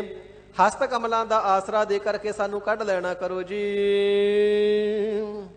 ਗਰਤੁ ਉਧਰ ਗੋਪਾਲ, ਗਰਤੋ ਟੋਏ ਚੋਂ ਉਧਰ ਕੱਢ ਲੈਣਾ ਕਰੋ। ਗੋਪਾਲ ਸ੍ਰਿਸ਼ਟੀ ਪ੍ਰਤਪਾਲਕ ਵਾਹਿਗੁਰੂ ਜੀ, ਸਾਰੀ ਸ੍ਰਿਸ਼ਟੀ ਦੀ ਪ੍ਰਤਪਾਲਨਾ ਕਰਦੇ ਹੋ, ਸਾਡੀ ਵੀ ਪ੍ਰਤਪਾਲਨਾ ਕਰੋ। ਮਹਾਰਾਜ ਸਾਡੀ ਸੁਰਤ ਦੀ ਵੀ ਆਪਣੇ ਸ਼ਬਦ ਦੁਆਰਾ ਪ੍ਰਤਪਾਲਨਾ ਕਰੋ। ਮਨਮੁਖਤਾਈ ਦੇ ਟੋਵੇ ਚੋਂ ਗੋਪਾਲ ਜੀ ਕੱਢ ਲਵੋ। ਮੋਹਿ ਨਿਰਗੁਣ ਮਤ ਥੋਰਿਆ, ਸੱਚੇ ਪਾਤਸ਼ਾਹ ਜੀ ਅਸੀਂ ਨਿਰਗੁਣ ਆ, ਸਾਨੂੰ ਮਤ ਬੜੀ ਥੋੜੀ ਹੈ, ਹੋਸ਼ੀ ਮਤ ਹੈ। ਜਿਵੇਂ ਛੋਟਾ ਬੱਚਾ ਹੁੰਦਾ ਨਾ, ਚੰਚਲ ਮਤ ਬਾਰੁਕ ਬਪੁਰੇ ਕੀ, ਸਰਪ ਅਗਨ ਕਰ ਮੇਲਾ। ਛੋਟਾ ਮਾਲਕ ਬੜਾ ਚੰਚਲ ਹੈ, ਹੋਸ਼ੀ ਮਤ ਵਾਲਾ, ਅਲਪਗ ਹੈ, ਚੰਗੇ ਬੁਰੇ ਦਾ ਗਿਆਨ ਨਹੀਂ। ਸੱਪ ਆ ਜਾਵੇ ਤੇ ਉਸ ਨੂੰ ਫੜ ਕੇ ਖਿਡੌਣਾ ਸਮਝ ਕੇ ਖੇਡਣ ਲੱਗ ਜਾਂਦਾ ਹੈ। ਅੱਗ ਦਾ ਰੰਗ ਲਾਲ ਦਿਸਦਾ ਤੇ ਖਿਡੌਣਾ ਸਮਝ ਕੇ ਅੱਗ ਨੂੰ ਵੀ ਫੜਦਾ, ਅੰਗਿਆਰਾਂ ਨੂੰ ਵੀ ਫੜਦਾ। ਮਾਤਾ ਪਿਤਾ ਕੰਠ ਲਾਏ ਰੱਖੈ, ਪਰ ਮਾਤਾ ਪਿਤਾ ਸੱਪ ਤੋਂ, ਅੱਗ ਤੋਂ, ਦੁੱਖਾਂ ਤੋਂ ਬਚਾ ਕੇ ਰੱਖਣਾ ਕਰਦੇ ਨੇ। ਆਨੰਦ ਸਹਿਜਤਾ ਬਖੇਲਾ, ਫਿਰ ਆਨੰਦ ਪੂਰਬ ਸੁੱਖਾਂ ਦੇ ਨਾਲ ਖੇਡਦਾ ਹੈ। ਇਸੇ ਪ੍ਰਕਾਰ ਤੂੰ ਸਮਰੱਥ ਵੱਡਾ, ਮੇਰੀ ਮਤ ਥੋੜੀ ਰਾਮ। ਆਪ ਜੀ ਤਾਂ ਸਰਬ ਕਲਾ ਸਮਰੱਥ ਹੋ, ਸਾਡੀ ਮਤ ਬੜੀ ਥੋੜੀ ਹੈ, ਬੜੀ ਤੁਸ਼ ਮਤ ਵਾਲੇ ਹਾਂ, ਬੜੀ ਹੋਸ਼ੀ ਮਤ ਵਾਲੇ ਹਾਂ।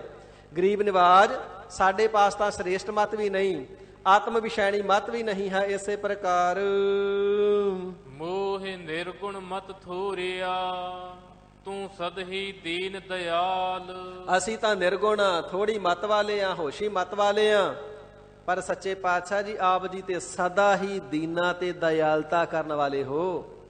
ਮਹਾਰਾਜ ਦੀਨੋ ਕਰਕੇ, ਇੱਛਾ ਭੈ ਸੰਯੁਕਤ ਹੋ ਕਰਕੇ ਦਇਆਲੂ ਜੀਓ ਆਪ ਜੀ ਦੇ ਚਰਨਾਂ ਦੀ ਸ਼ਰਨ ਵਿੱਚ, ਸਤ ਸੰਗਤ ਰੂਪੀ ਸ਼ਰਨ ਵਿੱਚ ਆਏ ਆ। ਮਹਾਰਾਜ ਸ਼ਰਨ ਆਇਆਂ ਦੀ ਲੱਜਾ ਰੱਖ ਲਵੋ, ਸਾਡੀ ਪ੍ਰਤ ਪਾਲਣਾ ਕਰੋ ਜੀ। ਕਿਆ ਸੁਖ ਤੇਰੇ ਸੰਮਲਾ। ਮਹਾਰਾਜ ਜੀ ਆਪ ਜੀ ਦੇ ਕਿਹੜੇ ਕਿਹੜੇ ਸੁੱਖਾਂ ਨੂੰ ਯਾਦ ਕਰਨਾ ਕਰੀਏ, ਆਪ ਜੀ ਦੇ ਦਿੱਤੀਆਂ ਹੋਈਆਂ ਦਾਤਾਂ ਕਿਹੜੇ ਕਿਹੜੇ ਸੁੱਖਾਂ ਨੂੰ ਚਿਤਾਰਨਾ ਕਰੀਏ, ਕਿੰਨਾ ਕਿੰਨਾ ਨੂੰ ਯਾਦ ਕਰੀਏ, ਸੰਭਾਲਣਾ ਕਰੀਏ।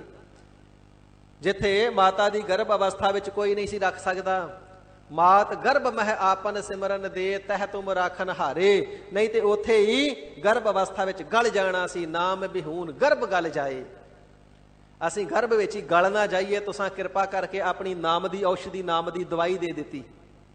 ਮਹਾਰਾਜ ਇਸ ਪ੍ਰਕਾਰ ਉੱਥੇ ਵੀ ਸਾਡੀ ਰਖਵਾਲੀ ਕੀਤੀ। ਕੁਝ ਖਾ ਪੀ ਨਹੀਂ ਸੀ ਸਕਦੇ, ਮਾਤਾ ਦੇ ਸਰੀਰ ਵਿੱਚੋਂ ਪਵਿੱਤਰ ਅੰਮ੍ਰਿਤ ਵਰਗਾ ਦੁੱਧ ਬਖਸ਼ ਦਿੱਤਾ। ਤੇ ਜਦੋਂ ਖਾਣ ਜੋਗੇ ਹੋ ਗਏ, ਆਪ ਜੀ ਨੇ ਚਿੱਥਣ ਚਬਾਉਣ ਵਾਸਤੇ ਦੰਦ ਦੇ ਦਿੱਤੇ, ਰਸਾ ਕਸਾਂ ਦੀ ਸੂਝ ਦੇ ਦਿੱਤੀ। ਚੰਗੇ ਮਾੜੇ ਦੀ ਖੁਸ਼ਬੂ, ਸਮੈਲ ਇਤਿਆਦਿਕ ਨੂੰ ਪ੍ਰਤੀਤ ਕਰ ਸਕੀਏ, ਮਹਿਸੂਸ ਕਰ ਸਕੀਏ। ਨੱਕ ਦੇ ਵਿੱਚ ਐਸੀ ਗਿਆਤ ਪਾ ਦਿੱਤੀ, ਕੰਨਾਂ ਵਿੱਚ ਸ਼ਰਵਣ ਕਰਨੇ ਦੀ ਸੁਰਤ, ਅੱਖਾਂ ਵਿੱਚ ਦੇਖਣ ਦੀ ਸੁਰਤ, ਹੱਥਾਂ ਵਿੱਚ ਆਪ ਜੀ ਨੇ ਐਸੀ ਕਲਾ ਪਾ ਦਿੱਤੀ।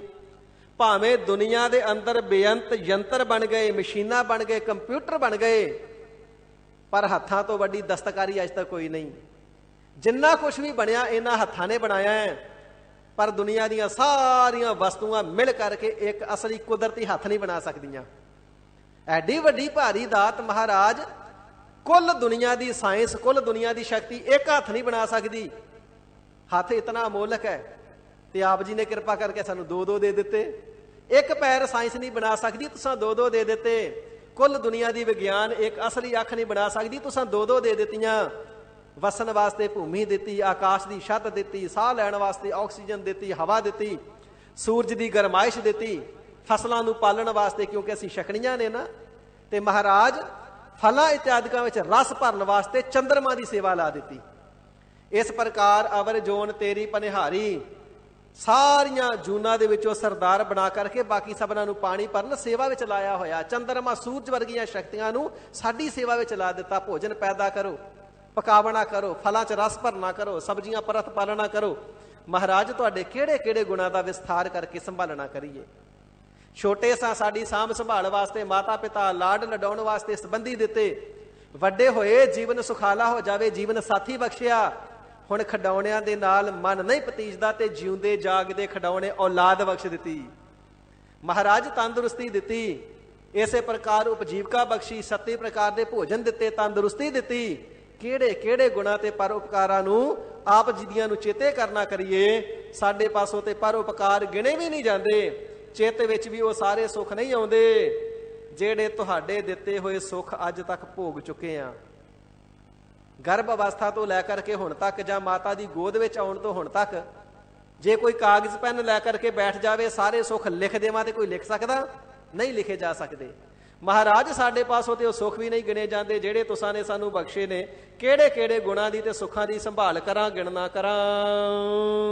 ਕਵਨ ਵਿਧੀ ਵਿਚਾਰ, ਕਿਹੜੀ ਵਿਧੀ ਦੇ ਨਾਲ, ਕਿਹੜੀ ਸ੍ਰੇਸ਼ਟ ਮਤ ਦੇ ਨਾਲ ਵਿਚਾਰ ਕਰਾਂ। ਸਾਡੀ ਤੇ ਮਤ ਹੀ ਬੜੀ ਹੋਸ਼ੀ ਹੈ, ਵਿਚਾਰ ਨਹੀਂ ਸਾਡੇ ਤੋਂ ਉਹ ਆਉਂਦੀ ਹੈ ਜੀ।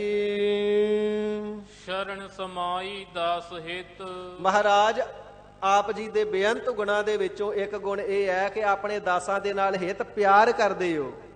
ਅਸੀਂ ਆਪ ਜੀ ਦੇ ਦਾਸ ਹਾਂ, ਆਪ ਜੀ ਦੀ ਸ਼ਰਨ ਵਿੱਚ ਚੱਲ ਕੇ ਆਏ ਹਾਂ। ਆਪਣੇ ਸਰੂਪ ਰੂਪ ਦੇ ਵਿੱਚ ਹੀ ਸਾਡੀ ਸਮਾਈ ਕਰ ਲਵੋ, ਆਪਣੇ ਚਰਨਾਂ ਦੇ ਵਿੱਚ ਨਿਵਾਸ ਬਖਸ਼ੋ, ਅਭੇਦ ਕਰ ਲਵੋ ਜੀ। ਊਚੇ ਅਗਮ ਅਪਾਰ, ਪਰਮਾਤਮਾ ਜੀਓ ਆਪ ਜੀ ਉੱਚਿਆਂ ਤੋਂ ਉੱਚੇ ਹੋ, ਮਨ ਕਰਕੇ ਵੀ ਆਪ ਜੀ ਅਪਹੁੰਚ ਹੋ, ਆਪ ਜੀ ਤੱਕ ਗਮਤਾ ਨਹੀਂ ਹੁੰਦੀ। ਅੱਖਾਂ ਇਤਿਆਦੀਆਂ ਕਰਕੇ, ਇਹਨਾਂ ਦੀ ਨਜ਼ਰ ਕਰਕੇ ਵੀ ਆਪ ਜੀ ਤੱਕ ਗਮਤਾ ਨਹੀਂ ਹੁੰਦੀ, ਆਪ ਜੀ ਤੱਕ ਸਾਡੀ ਨਜ਼ਰ ਨਹੀਂ ਪਹੁੰਚਦੀ। ਇੰਦਰੀਆਂ ਕਰਕੇ ਗਮਤਾ ਨਹੀਂ, ਇੰਦਰੇ ਵੀ ਜਿੱਥੇ ਤੱਕ ਨਹੀਂ ਪਹੁੰਚਦੇ।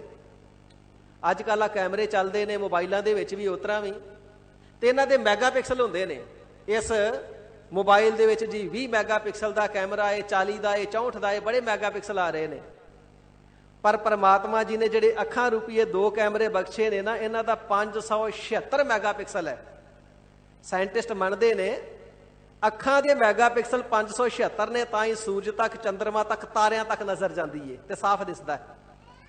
ਗਰੀਬ ਨਿਵਾਜ ਸੱਚੇ ਪਾਤਸ਼ਾਹ ਜੀ ਭਾਵੇਂ ਅੱਖਾਂ ਦੇ ਮੈਗਾਪਿਕਸਲ 576 ਨੇ, ਪਰ ਇਹਨਾਂ ਦੀ ਨਜ਼ਰ ਤਾਂ ਵੀ ਤੁਹਾਡੇ ਤੱਕ ਨਹੀਂ ਜਾਂਦੀ। ਤੁਸੀਂ ਇੰਨੇ ਉੱਚ ਸਥਾਨ ਤੇ ਸੱਚਖੰਡ ਵਸਦੇ ਹੋ, ਸਾਡੀ ਨਜ਼ਰ ਉੱਥੇ ਨਹੀਂ ਜਾਂਦੀ। ਹੇ ਉੱਚਿਆਂ ਤੋਂ ਉੱਚੇ ਵੱਡੇ ਪ੍ਰਮਾਤਮਾ ਜੀਓ, ਸੋ ਇਸੇ ਹੀ ਪ੍ਰਕਾਰ ਊਚੇ ਅਗਮ ਅਪਾਰ, ਸਾਡੀਆਂ ਨਜ਼ਰਾਂ ਕਰਕੇ ਵੀ ਅਗਮ ਹੋ, ਅਪਹੁੰਚ ਹੋ। ਸਾਡੇ ਮਨ ਦੀ ਚਿਤਵਨੀ ਕਰਕੇ ਵੀ ਅਗਮ ਹੋ, ਅਪਹੁੰਚ ਹੋ। ਅਪਾਰ ਪਾਰਾਵਾਰ ਤੋਂ ਰਹਿਤ ਹੋ, ਅਪਾਰ ਪਾਪਾਂ ਪੁੰਨਾਂ ਤੋਂ ਪਰੇ ਹੋ। ਉਰਾਰਲਾ ਪਾਰਲਾ ਕੰਡਾ ਤੁਹਾਡਾ ਕੋਈ ਆਦ ਅੰਤ ਨਹੀਂ ਲੱਭਦਾ ਹੈ ਜੀ। ਸਗਲ ਪਦਾਰਥ ਅਸ਼ਟ ਸਿੱਧ, ਹਜ਼ੂਰ ਫਰਮਾਵਣਾ ਕਰਦੇ ਨੇ, ਸਿੱਖੋ ਪਰਮਾਤਮਾ ਜੀ ਦੇ ਨਾਮ ਦੇ ਅੰਦਰ ਐਸੀ ਬਰਕਤ ਹੈ।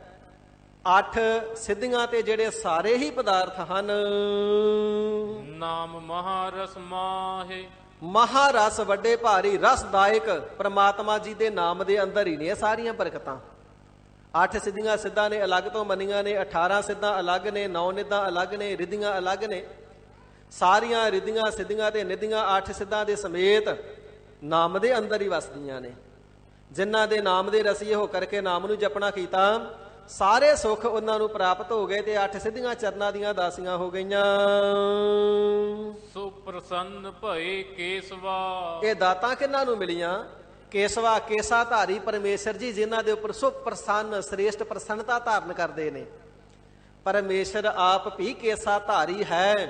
ਸੋਹਣੇ ਨੱਕ ਜਿਨ ਲੰਮੜੇ ਵਾਲਾ, ਲੰਮੜੇ ਵਾਲਾ, ਲੰਬੇ ਲੰਬੇ ਵਾਲ, ਲੰਬੇ ਲੰਬੇ ਕੇਸ ਨੇ ਜਿਸ ਦੇ। ਇਸੇ ਕਰਕੇ ਪ੍ਰਮਾਤਮਾ ਜੀ ਦਾ ਨਾਮ ਕੇਸਵਾ ਆਉਂਦਾ ਹੈ। ਜਦੋਂ ਉਹ ਲੰਬੇ ਕੇਸਾਂ ਵਾਲੇ ਪ੍ਰਮਾਤਮਾ ਜੀ ਜੀਵ ਦੇ ਉੱਪਰ ਸ੍ਰੇਸ਼ਟ ਪ੍ਰਸੰਨਤਾ ਧਾਰਨ ਕਰਦੇ ਹਨ, ਸੇ ਜਨ ਹਰ ਗੁਣ ਗਾਹੇ, ਉਹ ਜਨ ਫਿਰ ਹਰੀ ਪਰਮਾਤਮਾ ਜੀ ਦੇ ਗੁਣਾਂ ਨੂੰ ਗਾਉਂਦੇ ਨੇ। ਜਿਨ੍ਹਾਂ ਤੇ ਕੇਸਵ ਜੀ ਪ੍ਰਸੰਨਤਾ ਕਰਦੇ ਨੇ, ਪਰਮਾਤਮਾ ਜੀ ਕਿਰਪਾ ਕਰਦੇ ਨੇ। ਕਿਰਪਾਲਤਾ ਕਰਕੇ ਸਤਿਗੁਰੂ ਜੀ ਨਾਲ ਮੇਲ ਦਿੰਦੇ ਨੇ। ਸਤਿਗੁਰੂ ਜੀ ਆਪਣੇ ਉਪਦੇਸ਼ ਦੁਆਰਾ ਫਿਰ ਨਾਮ ਜਪਾਉਂਦੇ ਹਨ ਜੀ। ਇਸੇ ਪ੍ਰਕਾਰ ਸਾਡੇ ਤਾਂ ਦਸੇ ਸਤਿਗੁਰੂ ਜੀ ਕੇਸਵ ਨੇ, ਸਾਰੇ ਸਤਿਗੁਰੂ ਜੀ ਕੇਸਾ ਧਾਰੀ ਨੇ ਤੇ ਸਤਿਗੁਰੂ ਪਰਮਾਤਮਾ ਜੀ ਦੇ ਸਰਗੁਣ ਸਰੂਪ ਨੇ। ਕਿਰਪਾਲਤਾ ਕਰਕੇ ਆਪਣੇ ਉਪਦੇਸ਼ ਦੁਆਰਾ ਸਿੱਖਾਂ ਤੋਂ ਨਾਮ ਜਪਾਉਂਦੇ ਹਨ ਜੀ। ਮਾਤ ਪਿਤਾ ਸੁਤ ਬੰਧਪੋ, ਬੇਨਤੀ ਕਰਨੀ ਆ ਸੱਚੇ ਪਾਤਸ਼ਾਹ, ਆਪ ਜੀ ਹੀ ਸਾਡੀ ਮਾਤਾ ਦੀ ਨਿਆਈ ਹੋ, ਆਪ ਜੀ ਹੀ ਪਿਤਾ ਦੀ ਨਿਆਈ ਹੋ, ਆਪ ਜੀ ਤੇ ਸੁੱਤ ਸਾਡੀ ਸਪੁੱਤਰ ਭਾਵਨਾ ਏ। ਸਾਰੇ ਹੀ ਰਿਸ਼ਤੇ ਨਾਤੇ ਸਾਡੇ ਆਪ ਜੀ ਦੇ ਨਾਲ ਨੇ। ਇਸੇ ਪ੍ਰਕਾਰ ਆਪ ਜੀ ਸਾਡੇ ਮਾਤਾ ਪਿਤਾ, ਅਸੀਂ ਆਪ ਜੀ ਦੇ ਸਪੁੱਤਰ ਹਾਂ। ਬੰਦਪੋ, ਤੁਸੀਂ ਹੀ ਸਾਡੇ ਸੰਬੰਧੀ ਹੋ, ਰਿਸ਼ਤੇਦਾਰ ਹੋ। ਸਾਰੀਆਂ ਰਿਸ਼ਤੇਦਾਰੀਆਂ ਆਪ ਜੀ ਦੇ ਨਾਲ ਹੀ ਹਨ ਜੀ। ਤੂੰ ਮੇਰੇ ਪ੍ਰਾਣ ਆਧਾਰ, ਹੇ ਸਾਹਿਬ ਜੀ, ਆਪ ਜੀ ਸਾਡੇ ਪ੍ਰਾਣਾਂ ਦਾ ਆਧਾਰ, ਆਸਰਾ ਸਰੂਪ ਹੋ, ਅਲੰਬ ਹੋ।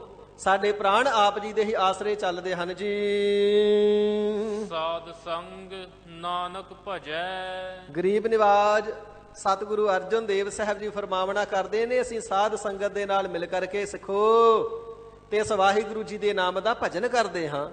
ਇਸੇ ਹੀ ਪ੍ਰਕਾਰ ਸਾਧ ਸੰਗ ਨਾਨਕ ਭਜੈ, ਸਿੱਖੋ ਗੁਰੂ ਨਾਨਕ ਦੇਵ ਸੱਚੇ ਪਾਤਸ਼ਾਹ ਮਹਾਰਾਜ ਜੀ ਦੇ ਚਰਨਾਂ ਦੀ ਸ਼ਰਨ ਪੈ ਕਰਕੇ ਨਾ, ਤੇ ਸਾਧ ਸੰਗਤ ਦੇ ਨਾਲ ਮਿਲ ਕਰਕੇ ਗੁਰੂ ਨਾਨਕ ਜੀ ਦੇ, ਗੁਰ ਪਰਮੇਸ਼ਰ ਜੀ ਦੇ ਨਾਮ ਦਾ ਭਜਨ ਸਦਾ ਕਰਦੇ ਰਹੋ। ਵਿਖ ਤਰਿਆ ਸੰਸਾਰ, ਜਿਸ ਕਿਸੇ ਨੇ ਵੀ ਸਾਧ ਸੰਗਤ ਦੇ ਨਾਲ ਮਿਲ ਕਰਕੇ ਭਜਨ ਕੀਤਾ ਨਾ, ਸੰਸਾਰ ਰੂਪੀ ਬਿਖ ਨੂੰ ਉਸਨੇ ਪਾਰ ਕਰ ਲਿਆ ਹੈ। ਜਿਹੜਾ ਸੰਸਾਰ ਸਾਗਰ ਹੈ, ਇਹ ਬਿਖ ਮਾਇਆ ਰੂਪੀ ਜ਼ਹਿਰ ਦਾ ਹੈ। ਬਿਖ ਵਿਸ਼ੇ ਵਿਕਾਰੀ ਰੂਪ, ਜੋ ਵਿਸ਼ੇ ਵਿਕਾਰਾਂ ਰੂਪੀ ਜਲ ਪਾਣੀ ਦੇ ਨਾਲ ਭਰਿਆ ਹੋਇਆ ਸੰਸਾਰ ਸਾਗਰ ਹੈ। ਨਾਮ ਜਪਣ ਵਾਲਿਆਂ ਨੇ ਸੁਖੈਨ ਹੀ ਇਸ ਨੂੰ ਪਾਰ ਕਰ ਲੈਣਾ ਕੀਤਾ ਹੈ। ਦੀਨ ਦਇਆਲ ਭਰੋਸੇ ਤੇਰੇ, ਸਭ ਪਰਿਵਾਰ ਚੜਾਇਆ ਬੇੜੇ। ਜਾਤ ਇਸ ਭਾਵੈ ਤਾਂ ਹੁਕਮ ਮਨਾਵੈ, ਇਸ ਬੇੜੇ ਕਉ ਪਾਰ ਲੰਘਾਵੈ। ਵਾਹਿਗੁਰੂ ਜੀ ਆਪਣਾ ਹੁਕਮ ਮਨਾ ਕਰਕੇ ਨਾਮ ਰੂਪੀ ਬੇੜੇ ਤੇ ਚਾੜ ਕਰਕੇ ਮੰਨੈ ਪਰਿਵਾਰ ਐਸਾ ਧਾਰ, ਸਹਿਤ ਪਰਿਵਾਰ 21 ਕੁਲਾਂ ਦੇ ਪਾਰ ਉਤਾਰਾ ਕਰ ਦਿੰਦੇ ਨੇ। ਇਸ ਪ੍ਰਕਾਰ ਸਤਿਗੁਰੂ ਅਰਜਨ ਦੇਵ ਸੱਚੇ ਪਾਤਸ਼ਾਹ ਮਹਾਰਾਜ ਸਾਹਿਬ ਜੀ ਨੇ ਸਿੱਖਾਂ ਦੀਆਂ ਬੇਨਤੀਆਂ ਸਰਵਣ ਅਤੇ ਪ੍ਰਵਾਨ ਕਰਕੇ ਗੌੜੀ ਚੇਤੀ ਰਾਗ ਦੇ ਵਿੱਚ ਤੇ ਗੌੜੀ ਬੈਰਾਗਣ ਰਾਗ ਦੇ ਵਿੱਚ ਆਪਣੀ ਪਵਿੱਤਰ ਰਸਨਾ ਤੋਂ ਅੰਮ੍ਰਿਤਮਈ ਉਪਦੇਸ਼ ਬਖਸ਼ਿਸ਼ ਕਰਕੇ ਸ਼ੁਭ ਸਿੱਖਿਆ ਦੇਵਣਾ ਕੀਤੀ ਹੈ। ਸਰਬਤ ਸੰਸਾਰ ਦੇ ਭਲੇ ਹਿਤ ਸਾਂਝਾ ਉਪਦੇਸ਼ ਬਖਸ਼ਿਸ਼ ਕਰਨਾ ਕੀਤਾ ਹੈ। ਗਰੀਬ ਨਿਵਾਜ ਸਤਿਗੁਰਾਂ ਦੇ ਪਾਵਨ ਉਪਦੇਸ਼ ਦੀ ਵਿਚਾਰ ਕਰਦਿਆਂ ਹੋਈਆਂ ਬੇਅੰਤ ਪ੍ਰਕਾਰ ਦੀਆਂ ਭੁੱਲਾਂ ਚੁੱਕਾਂ ਦੀ ਗੁਰੂ ਗਰੀਬ ਨਿਵਾਜ ਤਖਤਾਂ ਤੇ ਸ਼ੋਭਨੀਕ ਸ੍ਰੀ ਗੁਰੂ ਗੋਬਿੰਦ ਸਿੰਘ ਸਾਹਿਬ ਮਹਾਰਾਜ ਜੀਓ, ਸ੍ਰੀ ਗੁਰੂ ਗ੍ਰੰਥ ਸਾਹਿਬ ਜੀਓ, ਕਿਰਪਾ ਕਰਕੇ ਭੁੱਲਾਂ ਚੁੱਕਾਂ ਦੀ ਖਿਮਾ ਅੱਗੇ ਵਾਸਤੇ ਸਮਤ ਬਖਸ਼ੋ।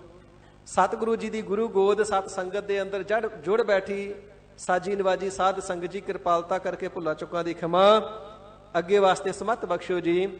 ਸਤਿਗੁਰਾਂ ਦੇ ਪਾਵਨ ਉਪਦੇਸ਼ਾਂ ਨੂੰ ਹਿਰਦੇ ਵਿੱਚ ਵਸਾਉਣ ਦਾ ਯਤਨ ਕਰੀਏ, ਜਿਸ ਦੇ ਨਾਲ ਸਾਡੇ ਹਿਰਦੇ ਦੇ ਅੰਦਰ ਵੀ ਐਸਾ ਪਿਆਰ ਪ੍ਰਬਲ ਭਾਵਨਾ ਕਰਕੇ ਪ੍ਰਗਟ ਹੋਵੇ, ਤੁਧ ਬਿਨ ਘੜੀ ਨਾ ਜੀਵਨਾ। ਮਹਾਰਾਜ ਘੜੀ ਮਾਤਰ ਵੀ ਸਾਡਾ ਜੀਵਨ ਆਪ ਜੀ ਤੋਂ ਬਿਨਾਂ ਨਾ ਹੋਵੇ।